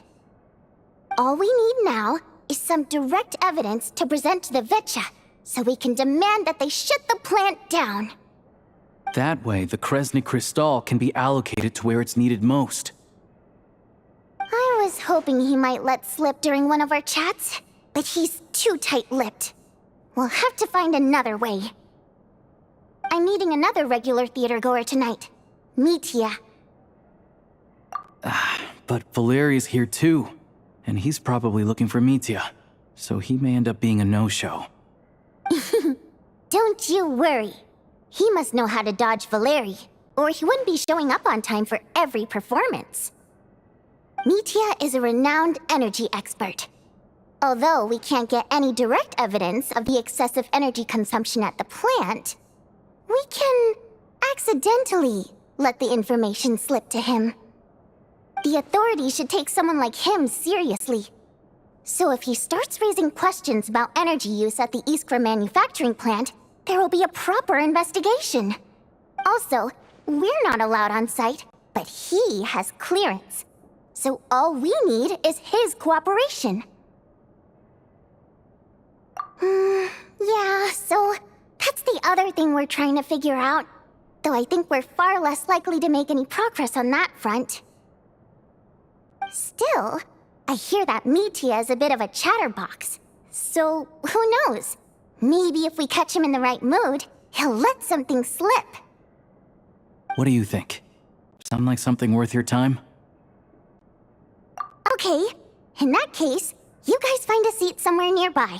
Pretend you're a couple of buddies there to eat, and keep your ears peeled for useful information. He's a huge fan, so I doubt he'll have his guard up around me. But you two need to be convincing. If he suspects anything at all, he might stop talking. Sure. Don't worry. We'll make a believable pair of buddies. Perfect! You've sold me already. Now, help me tidy this room up a bit before we head out. Okay. What needs tidying? Everything!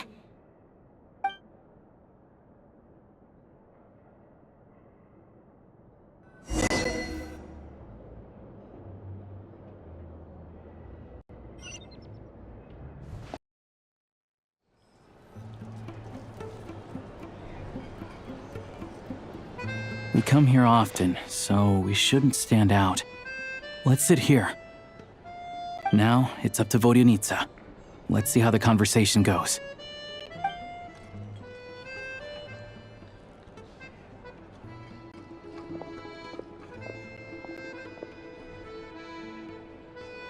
Mr. Mitya! Over here! Over here!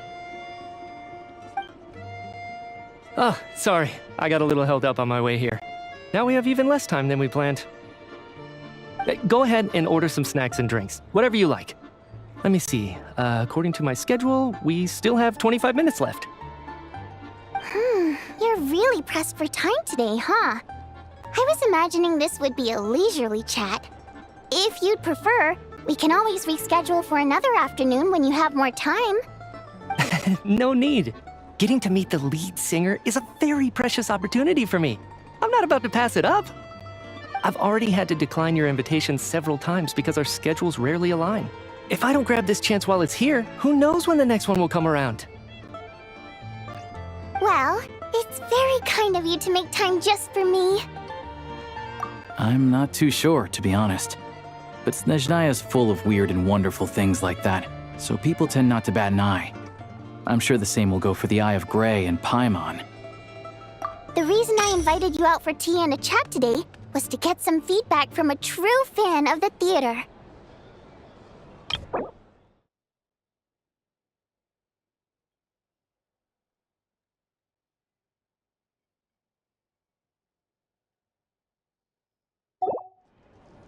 Well, I genuinely have nothing bad to say. No matter how many times I hear you sing, it never gets old. It always seems fresh and new somehow. Maybe it's because the more times I listen, the more details I notice. Or maybe you simply improve with every performance, delivering it better each time. Thank you! I'm delighted to hear that! Could you give me any specific examples? Oh, yeah. The piece you sang today, for example. Beneath the frozen river? Hey, what's with you? I'm just praising a good performance.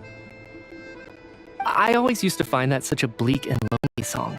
But the more you listen, the more you realize that it's not as cold and nihilistic as it appears. When you really dig down into it, there's a certain level where you're surprised by the emergence of hope. Wow, I'm impressed. I didn't expect you to pick up on that.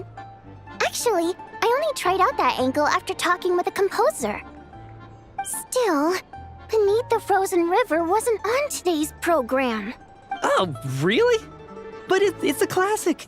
You sing it every time. Almost every time. Oh, well then. Let me say a few words about that other all-time classic, Flying in the Wind from the Mountain Sparrow. I didn't sing that one today either. My voice wasn't quite up to it, so I switched it out at the last minute. Oh, but, Sorry, Mr. Mitya, but you were at the theater today, yes? Of course I was. Remember? I said hello to all the troupe members before the show started. You, Odette, and the others. So what did Odette sing today? Elegy of the Snow-Winged Goose, of course. Correct. I see. I see. You find my singing boring, don't you? That's why you don't remember a single song. Looks like I'll need to cut a few from the program next time. No, that's not it. I swear. All right. I'll be straight with you. I'm sorry. My mind was wandering as you took the stage today. I enjoy watching your shows because the exquisite performances stimulate the mind. It always sparks some inspiration for my research. So, whenever I get stuck at work, I come to the theater for a change of pace. Odette's dance during the Elegy of the Snow-Winged Goose today was simply incredible. It got me wondering what she's been going through recently. That look of sheer defiance in the face of utter tragedy, it was so inspiring. I started scribbling in my notebook right away. Not that I made a ton of progress in the grand scheme of things, but I still think it was productive. By the time I snapped out of it, the entire show had finished. So what you're saying is, you didn't listen to my singing at all? Unfortunately not. I'm sorry. I don't know which is more disrespectful. The fact that I don't always come for the show itself, or the fact that I missed your performance. Seems like things are getting a little awkward. Mitya just stepped into a conversational minefield. If there's one thing Vodyanitsa doesn't like, it's people who show disrespect for her performance. This meeting was so hard to set up. Don't tell me it's already falling apart. It's fine. I suppose this is affirming in its own way. At least, it shows that our performance really touches people's hearts, right? Don't let it bother you. It certainly doesn't bother me. She's showing a lot of restraint. Well, I'll be sure to let Odette know how much you adored her performance. Please don't say that. I always love your performances too. It's just that inspiration struck at the wrong time today. I'm usually all ears. I know, I can tell. That's why I value your opinion. I'm sure some people can't stand it when others praise their coworkers right to their face, but not me. Nope. Fair enough. I still feel kinda bad though. But you know what I really can't stand? People who only show up to the theater to pretend that they're cultured. Makes me sick to my stomach. Oh yeah, 100%. There are too many of those people around. By the time they're walking out the door, they've forgotten all about the show. What's wrong? You look furious. I don't know if you've heard about the boss of the Iskra manufacturing plant. He isn't even a theater investor, but he always demands the same privileges as actual investors. Box tickets only, premium drinks, even the right to request specific songs. Well played, Vodyanitsa. Seems like she's harnessing her rage to steer the conversation back on track. Now that you mention it, I've interacted with that guy before. I gotta say, everyone holds him up as an example of a benevolent businessman, but I don't know. I don't see it. Yeah, he couldn't care less about what's happening on stage. He's just there to flaunt his social status. I hate that I have to prepare programs for guys like that. What's the big deal with that factory he runs anyway? I asked around a bit and heard some pretty shocking stories. Sounds like he's just another greedy capitalist. Oh, really? Yep, the things people are saying are pretty damning. Low wages, insanely long working hours, equipment running around the clock. And as if that's not bad enough, he also strictly forbids his employees from giving any kind of interview. Project Stuja has now been extended so many times, we're at the point where crystal rations for the common folk are barely enough to survive on. Yet he even wants to get his greedy hands on them just to boost his own profits. If the rumors are true, he's in serious violation of the law. Interesting. So you've heard about it too? What? So it's really true? Who knows? I've only heard the same rumors you have. But there's no smoke without fire. The Rooster's been coming down on us hard lately, demanding that we track and trace every single batch of Crystal. My coworkers in the Department of Energy have been tearing their hair out over it. The Rooster? I didn't realize he cared that much. Yeah. Even though there are no restrictions on Crystal trading, the poor will wind up freezing to death if we let the rich buy as much as they want. That's clearly unfair. Looks like we'll need to arrange an investigation into the Iskra manufacturing plant as soon as possible. I never knew you kept up with current affairs beyond the theater, Miss Vodyanitsa. You really have a heart for the common person. Most Fae in your position have long been indifferent to the plight of humans. Well, those of us who choose to live in human cities are naturally going to pay attention to any significant upheaval. Isn't the Rooster a Fae himself? I'm just surprised to learn that even someone with as much experience as him is getting so stressed out over Project Stuja. What is the end goal of this project anyway? This is it. We're finally going there. I'm sure Mitya can sense on some level that she's fishing for information. But since their conversation is so relaxed, he might just let something slip. It's stressing me out too. If I'd only made better progress with my research, things wouldn't have dragged on this long. Oh, so your work is related to Project Stuja? That's right. The Armory Palace needs a brand new energy source, not the power of the Light Realm and not elemental energy. Right now, the only thing that meets the requirements is the power contained within stellar linchpins. But harnessing that power is costly. Each step of the process requires enormous amounts of Kresnik crystal, from extraction to quantification to attempts at conversion. Progress has been painfully slow, and the team is getting burned out as time goes by. Sometimes, I see people staring into space as if in a trance. Could it be that this new energy source has side effects? No, it doesn't affect us, because the energy is used for... Okay, I got it. Stop choking me. Sorry, I think we're all just exhausted. We've been working ourselves to the bone for so long with so little progress to show for it. It's no wonder people are struggling to stay motivated. Seems like I owe you an apology. I shouldn't have gotten so mad at you for not paying attention during the show. Don't worry about it. I count myself lucky, to be honest. I don't envy the people who work closely with the Tsaritsa herself. I'd much rather be in my current position. At least. So they're trying to develop a completely new kind of energy. Yeah, censored by a scarf.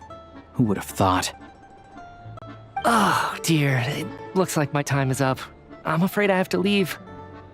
I'm so sorry. We ended up barely talking about the theater. That's okay. It was a pleasure chatting with you, really. Let's make up for it next time. Yeah, hopefully once the work pressure eases up a little, I'll be able to focus more on the performance, and then we'll have more to discuss. We touched on some confidential issues today. I'd be grateful if you could keep it between us. That could have gone worse. Nice job. Why was Mitya in such a hurry to leave, though? Sorry, routine inspection.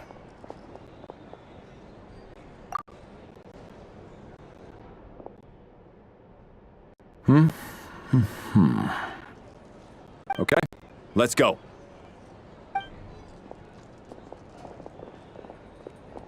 So he wasn't rushing to get back to work.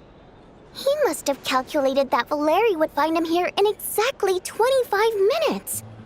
One of the main duties of the Special Assignments Battalion is to ensure that important figures stick to their schedules. All right, time for us to get going too. Excuse me, check please. We'll settle our check too, then. Hello there. Mr. Mitya paid the check before leaving. He also asked me to pass on a message. He said it was an honor to share his tea break with Miss Vodyanitsa and her two friends. Wait. So he knew we were here all along? This raises a lot of questions. Did he deliberately mention the new energy source so that we'd overhear it? Maybe his work isn't confidential after all. Maybe the key here is the purpose of this new energy. I guess that's the next thing to look into.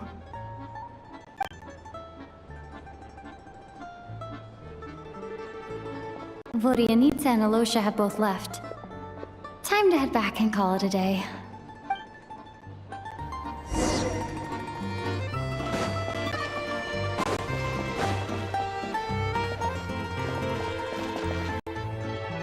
You're back! You're pretty early today. Paimon was just gonna mention that. After she woke up today, Paimon felt like her temperature was completely back to normal. But her strength still hasn't returned. Still, there's some good news. Paimon thinks she might have figured out the source of the problem. It's like there's some kind of mysterious power affecting Paimon. Paimon's never felt this way before during any of her travels. She only started feeling this way since we arrived in Snezhnaya'ya. That's right. The Armory Palace needs a brand new energy source. Could that have something to do with this? What is it? You're making that face again. You know, the one you get whenever you have a light bulb moment?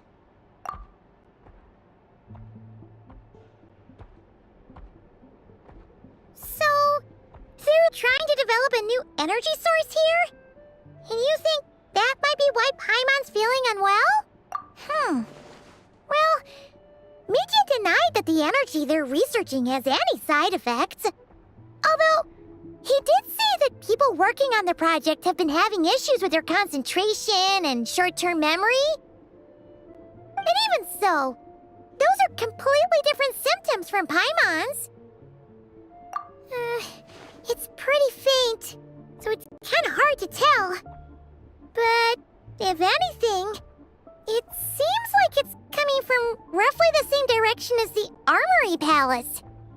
Sure, Paimon's with you there. But how, though? The robot only has a limited amount of intel.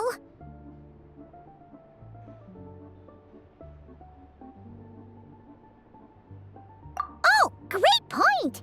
They argue about Project Stusha every day. If we could sit in on one of their sessions, we might pick up some new leads. Good idea! Oh yeah, while you were out, Paimon tried all the yummiest looking desserts in the Potpourri restaurant. This one seemed right up your alley. So, Paimon saved some for you. Come try it once you finish writing your letter.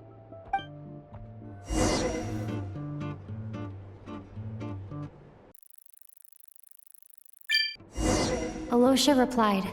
He says that we won't be able to speak at the Vetcha, but he can arrange for us to attend as visitors. Time. You're back! Paimon's been working. Oh, shoot!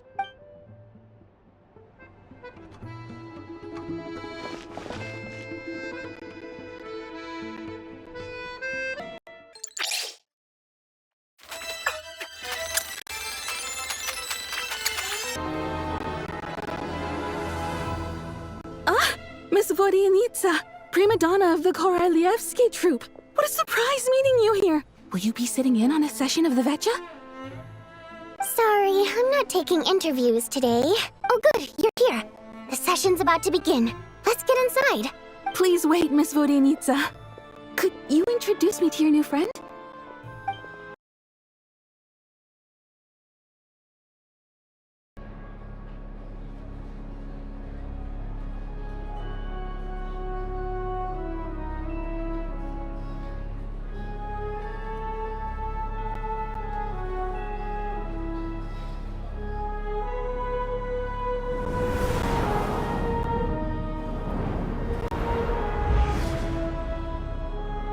In summary, the energy management commitments made for the outgoing period have been delivered upon.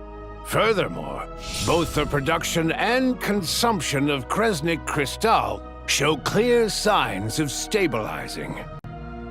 The relevant agencies have assessed the present circumstances and determined that the status quo can be sustained until the next period.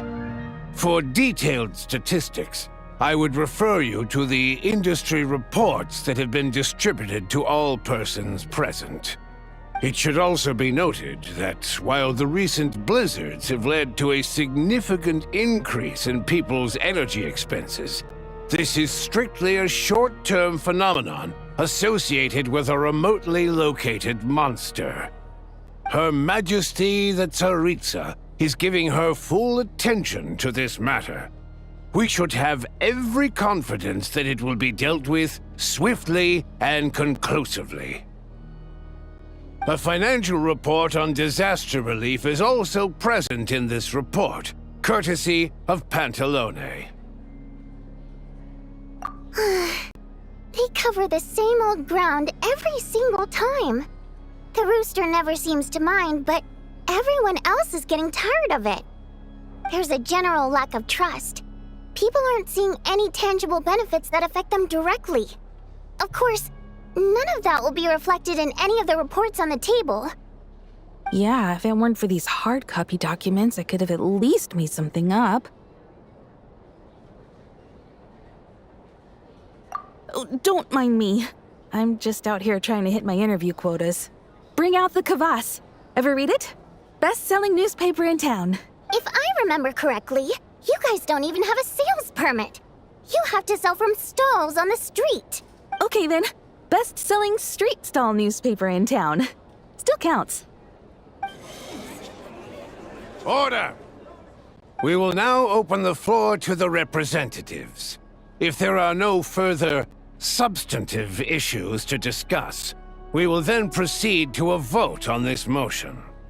Snezhnaya has a long tradition of treating members of the Fatui armed forces and their dependents favorably. But recent surveys shows that Fatui families in remote areas have access to 15% less crystal than the average civilian family in Snezhnograd. It's been said many times before, but it bears repeating now. There needs to be a clear and consistent rationale behind how crystal is allocated, or we will soon face immense public backlash. Perhaps you wouldn't need to keep repeating yourself if you would hear me out for once. I say again, true consistency exists only in principle. In the real world, fairness is relative. You appear to treat resource allocation as a simple function of production and population. So what about when the equipment used in production breaks down? Have you factored that into your equation? And do you even know how long it's been since Snezhnaya last conducted a census? If I knew the answers to questions like that, I'm sure I'd be a very wealthy man. And I doubt I'd be going by child. I'd like to bring the focus back to the specific issue I raised.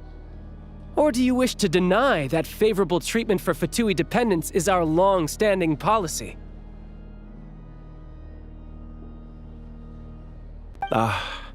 It's easy to be a critic when there's no accountability. That seems to be a running theme in the anti-Project Stuja cohort. Defeat the ringleader and all other problems will magically resolve themselves. That's what they seem to think.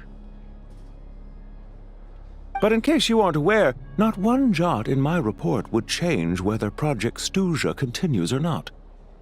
So you have no intention whatsoever of finding a solution to this problem? On the contrary, I'm the only one here who ever brings solutions. Child opened by speaking up for the armed forces. Regrator struck back with style and a war of words ensued. Our reporter was live on the scene to get the audience's reaction as it all unfolded. Who do you support?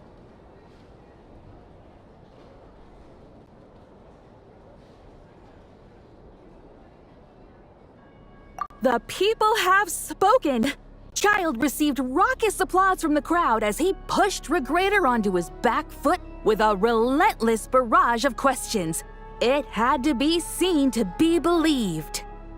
Now you see why they don't have a sales permit. However this reporter wants to spin things, I haven't forgotten that Tartaglia was representing the Northland Bank when we first met in Liyue. So, surely their relationship can't always have been this strained. You two are getting off topic. Let's focus on what the data is saying. Mr. Pantalone, may I speak on your behalf? Oh, please do. I'm more than happy to save my breath. Crystal distribution policy undergoes modifications with each new period. The ultimate goal being to find the most reasonable method of allocation, which I believe is what Mr. Tartaglia also seeks. But I fear many may have been misled on this topic by extremist activists. To clarify, Project Stuja is not the root cause of the problem. It is merely a framework for resource distribution. The most recent reports all point to Snezhnaya's resilience and adaptability during this period of fine-tuning, and give clear indications that a distribution framework is improving with each iteration. To make drastic adjustments without first considering the risks would likely do more harm than good. It would be a waste of the hard-won experience we've gained to date. Renowned scholar of finance, Arapov spoke up to clarify the fiscal logic, clearly alluding to social organizations like the Rokot in his words. With the notorious Lelek still active to this day, should the Rokot be held responsible? No, there is someone else to blame. She's just rephrasing what Mr. Pantalone said. The Rokot are the critics he accuses of taking no responsibility for their actions. As for Lilik, you won't have heard of him yet. He's currently the most famous member of the Rokot. Well, more like infamous. Ending Project Stuja had become an obsession for him. Unlike the more decent ones among us, he believes that votes in the Vetcha are all that matter. So whether it's threats, coercion, or bribery, he'll use whatever means necessary to get people to change their vote. And since we're already on the subject, what do you think of Lilik's methods? Are you for or against? Well, whatever the story is, his actions benefit us all. We stand with Lilik. At least someone here wants to take this discussion seriously. I've been considering that issue myself. What you really need is more precise regional data, right? I think it would be easiest to let the Fatui handle it, since they're already in charge of Crystal shipments anyway. We may as well get them to collect some data while they're at it. Whatever you need, you can ask the Fatui to look into it for you. In terms of supervision, I think the Druzhna would be a good fit. I had hoped to discuss this with Miss Vesna, but sadly, she's not present. I will be happy to take a note of your suggestions and present them to Commander Vesna for a decision upon her return. The Commander has always taken a keen interest in Project Stuja. However, given the Druzhna's demanding workload, I'm afraid it may prove difficult for them to provide any practical support. Let us refrain from jumping to conclusions until a concrete and actionable plan is in place. My apologies, Lord Rooster. There are numerous issues to address here, including manpower, time sensitivity, and reporting lines. Nevertheless, I support drafting a proposal. Follow the usual procedure, and it can be raised as a new motion for all parties to evaluate at the appropriate time. In that case, I'd like to share one thought before the proposal is drafted. The issue of time sensitivity was raised just now, which I presume relates to the official reports. In fact, the Energy Commission already collects regular statistics on each urban center and its surrounding area. Would these be of any use? That's a good idea. I read every issue of Sviet Lolaidovka's report, and although my focus is mostly on the section about equipment operation, the energy consumption statistics also yield a lot of insights. Be that as it may, does no one see an issue with using local data to determine Crystal quotas? In the long term, it seems like a very risky solution. Not if they are used purely for reference. So long as we have the report from the Northland Bank's headquarters to corroborate it, no one will be able to fool me. Very well then. It appears that this arrangement is acceptable to all parties. Yeah, sounds good to me. The members reached a provisional consensus on the issue of improving treatment for Fatui soldiers.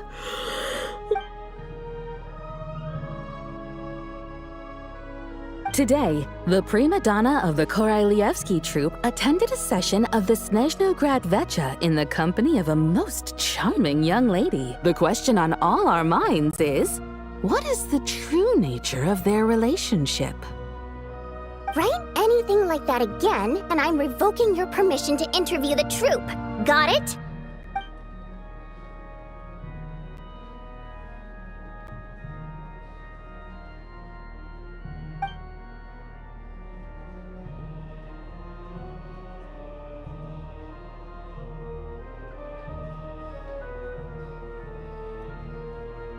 Now then, if there are no further contributions from those present, we shall proceed to the final vote.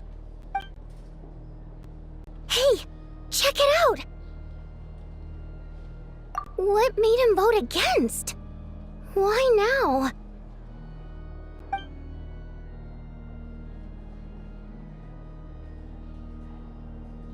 The votes have been tallied.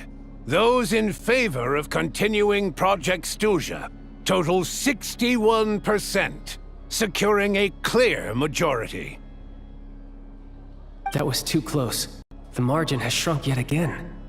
Chuganov was a huge loss.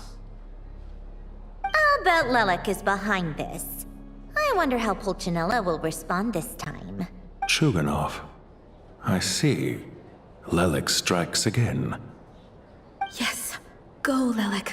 Once Project Stuzha is defeated, our unwavering support at Bring Out the Kvass will finally pay off when we make our comeback.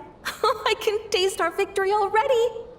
In accordance with the result of this vote, Project Stuzha will remain in effect until the next Vecha period.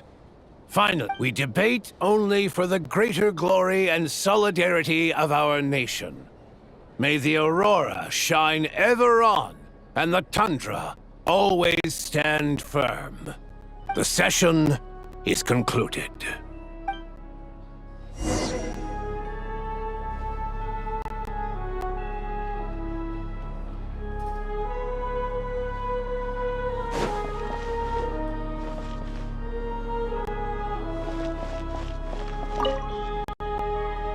I have to say, I really wasn't expecting Chukunov to vote against Project Stuzha.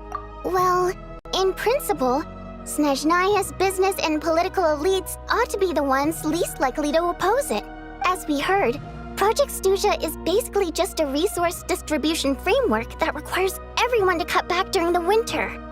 But even if the policy got cancelled, the Tsaritsa's energy needs wouldn't suddenly go down. The extra demand from the public would have to be filled from somewhere. So logically, the factories would have to take the hit. I got a letter from Mr. Mitya just before today's session. He said he's confirmed that there are issues around overtime and excessive energy consumption at the Iskra manufacturing plant. In a situation like this, once the Rooster receives the report, he'll order the factory to halt production and submit to an investigation before issuing a penalty. But that's a week-long process, and thus didn't make it onto the Vecha agenda this time. I don't think he suspects anything so far. Exactly. And as you know, he's a very selfish person.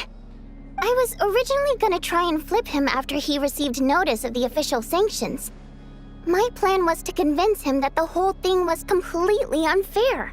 Rather than just sit back and take the hit while his factory stopped production, he'd be better off voting to end Project Stuzha. At least that way, no one else would be able to make any money either, because all the factories would suddenly have more limited energy to work with. But now, he's already voted against it, which means someone must have used more forceful means to change his vote. Just like with everyone else who flipped.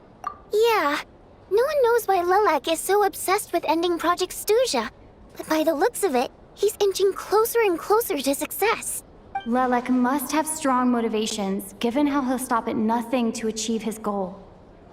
Maybe he knows the full truth of Project Stuzha. Maybe my next step should be to focus on him. All right. What are your plans for the rest of the day? Shall we head out? Hey, comrade. I noticed you were here during the debate.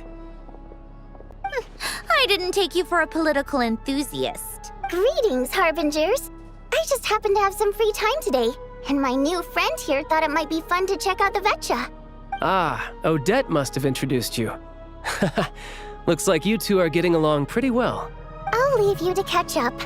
I should head back to the troop. Sure. Break a leg and all that. Thought it might be fun to check out the Vecha, did you? Things are never that simple with you, Traveler. There's no way you're here for kicks and giggles. Tell me I'm wrong. Oh, yeah. To some, he's a captivating enigma. To others, he's the bane of their existence. No one ever thought that some anonymous nobody from the Rokot could cause such a stir. Huh? You want to look into Lelik? Then I'm sure his days of anonymity are numbered. What do you think, Sandrone? Fine by me, I guess. If the Traveler actually manages to expose Lelik, it'll be doing Pulcinella a favor. In return, it seems fair to let her in on what we've learned so far. My thoughts exactly. Sharing is caring, after all. Head back to Glupov and grab the files on Lelik. It's easier to just pull the records than go through the rigmarole of getting the Traveler a visitor's permit. As you command, child, sir. In that case, since we're going to be waiting anyway, I'll have someone brew a pot of black tea.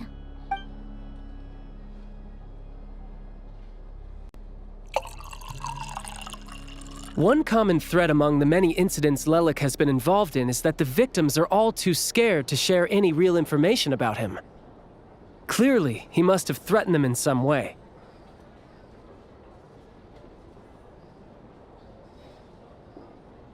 His modus operandi is to silently infiltrate the scene and leave a threatening letter behind. But neither the letters nor the crime scenes ever yield any clues to his identity. So all these files have to offer are short statements by the people affected. They don't give us a lot to go on. If nothing else, it shows we're dealing with a trained professional who's versed in counter-surveillance. Yes, and to that point, he often strikes in highly secure locations. The victims are high-ranking and influential people who take their personal security very seriously. Somehow, Lelik slips right into their rooms without making a sound. There's never any eyewitnesses, nor the slightest trace of a break-in. If he can get in and out undetected, it means he can strike without warning. Not that that's ever happened so far, but the thought is enough to scare these people sleepless. It's hard to believe that a human being could pull this off flawlessly every time, so they switched the focus of the investigation to Faye. Unfortunately, no one's found anything yet. Careful, don't underestimate me. Although truth be told, I'd probably find it hard not to blow my cover. Direct confrontation is more my style. We haven't ruled out the possibility of Lelik being human. It's just, there can only be a handful of people in all of Teyvat who'd fit the profile. Faye, on the other hand, plenty would have the ability, but few would have the motive. No, not as strong as me. You'll never find the culprit with criteria like that. Let's go with a little weaker than me. There's no denying that Master is strong, but meticulous. We can only hope. She's just trying to find a reference point. Stop getting fixated on who's stronger than who. But that's the most important thing. In my opinion, anyway.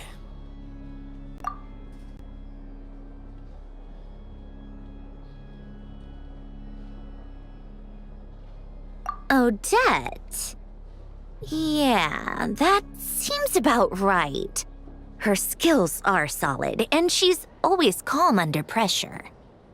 Except she's Fatui, so the likelihood of her working against us is pretty low. But yeah, much more accurate than your previous example, at least. No, wait a moment. Maybe we should interrogate that assumption. What do you mean? Which assumption? Her Fatui identity doesn't necessarily exonerate her. And when you think about it, the Rokot would be precisely what she needs to conceal her identity. Plus, she wouldn't need to be such a pro at covering her tracks. She'd already know where the Fatui will be and when, so she could choose the perfect time to act. Oh, yikes. I was just thinking out loud. Why is this starting to sound like such a convincing theory? Still, what reason could Odette possibly have for trying to call off Project Stuzha? Arlecchino would be the best person to ask. She knows Odette best. Unfortunately, she isn't back yet. Rosaline used to open up to her in private about her struggles with Odette. As I'm sure you can imagine, Arlecchino is quite a lot better with children than Rosaline was. She gave her some tips on how to handle the situation, and Rosaline managed to reach a settlement with Odette before leaving. So I suppose there were at least no lifelong regrets left behind. Beyond that, I don't know the details about that side of things. But I do know that Odette definitely has a motive to hold a grudge against Project Stuzha. The reason being, her father passed away during the early stages of the project. That was back before it had been named Project Stuzha, when things were still being worked out. But in essence, it's remained the same ever since. Huh, the more you know. Rosaline was always so self-centered. I never understood why she started paying so much attention to Odette. Is that such a surprise? If you cast your mind back, you may remember that Rosaline and I weren't exactly close. We had tea together a few times, but that was about it. Odette's past is no secret. Her father was a fatus and her mother was a very famous ballerina. On the surface, it looks like she followed right in her parents' footsteps. But the truth is quite a different story. After her father passed away on a mission, her mother was overcome with grief. She broke her leg during a performance and could never dance again. Odette was only interested in ballet at the time, but this tragedy left the family with both breadwinners gone. They could barely make ends meet. Per Capitano's policy, family members of Fatui who died in the line of duty had to be appropriately accommodated and provided with adequate assistance. So, regardless of how Rosaline may have felt about it, it fell to her to resolve the issue of Odette's family's livelihood. In the end, the solution they agreed upon was to have Odette join the Fatui. Right, because the alternative would have been a one-off compensation payment, I guess. In that sense, joining up was definitely the better option. Still, she must have had mixed feelings about it, right? If she doesn't even like the Fatui... It's just a theory, a possibility. But as a motive for Odette to become Lelik, it holds up. That said, I have no idea where Odette's head is at right now, or what her conflict with Rosaline was about. Plenty of people were on bad terms with Rosaline. I have no intention of trying to figure it all out. Yes, but there's not much point in discussing that now. Yeah, back to Lelik. Since our investigations so far have turned up next to nothing, we've got nothing to lose by trying a new angle. Funnily enough, Tonya and I had actually made plans to go to the theater tomorrow to watch Odette's rehearsal. Unfortunately, thanks to this Lelik situation, I'll be stuck working overtime again. Which means you can go in my place.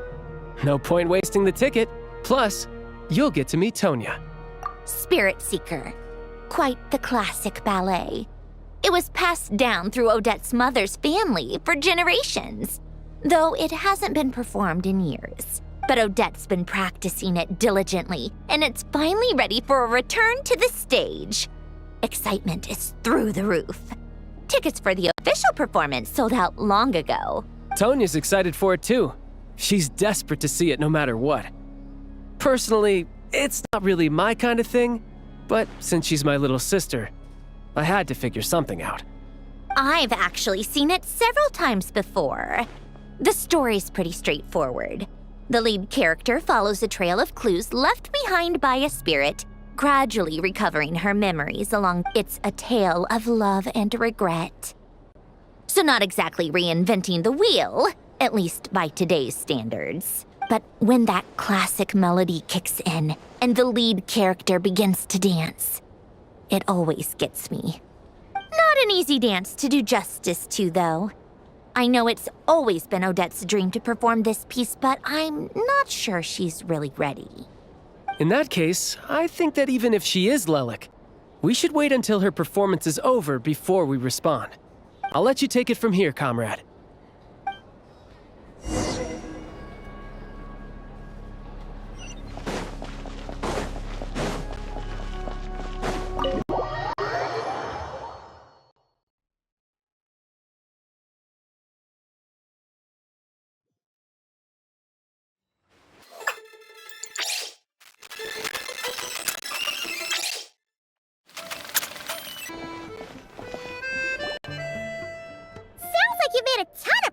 Today.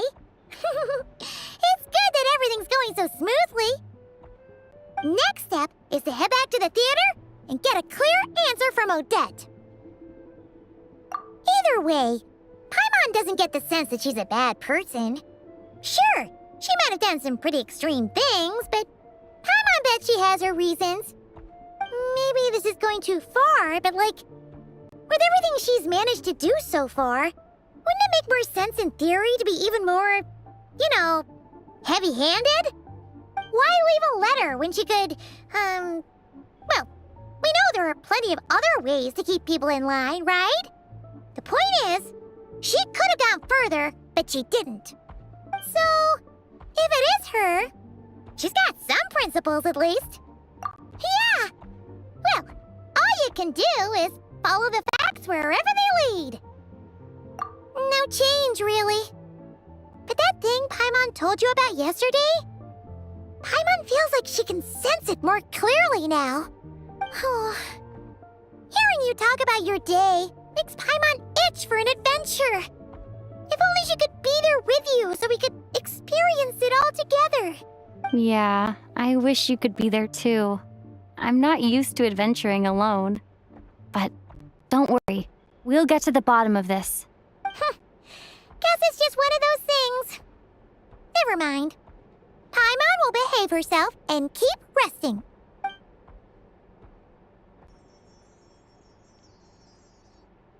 If Odette is Lelek, she may well have inside information on Project Stuja. Her father was involved with the project's early implementation and tragically died in the process. It's hard to imagine she could have gotten this far without knowing anything at all about the Tsaritsa's true intentions. When she spoke to us as a member of the Fatui, how much did she let on? And how... Only time will tell. Maybe tomorrow everything will be answered. Hey look! It's snowing! Could be a tough day ahead. Make sure you wrap up warm tomorrow.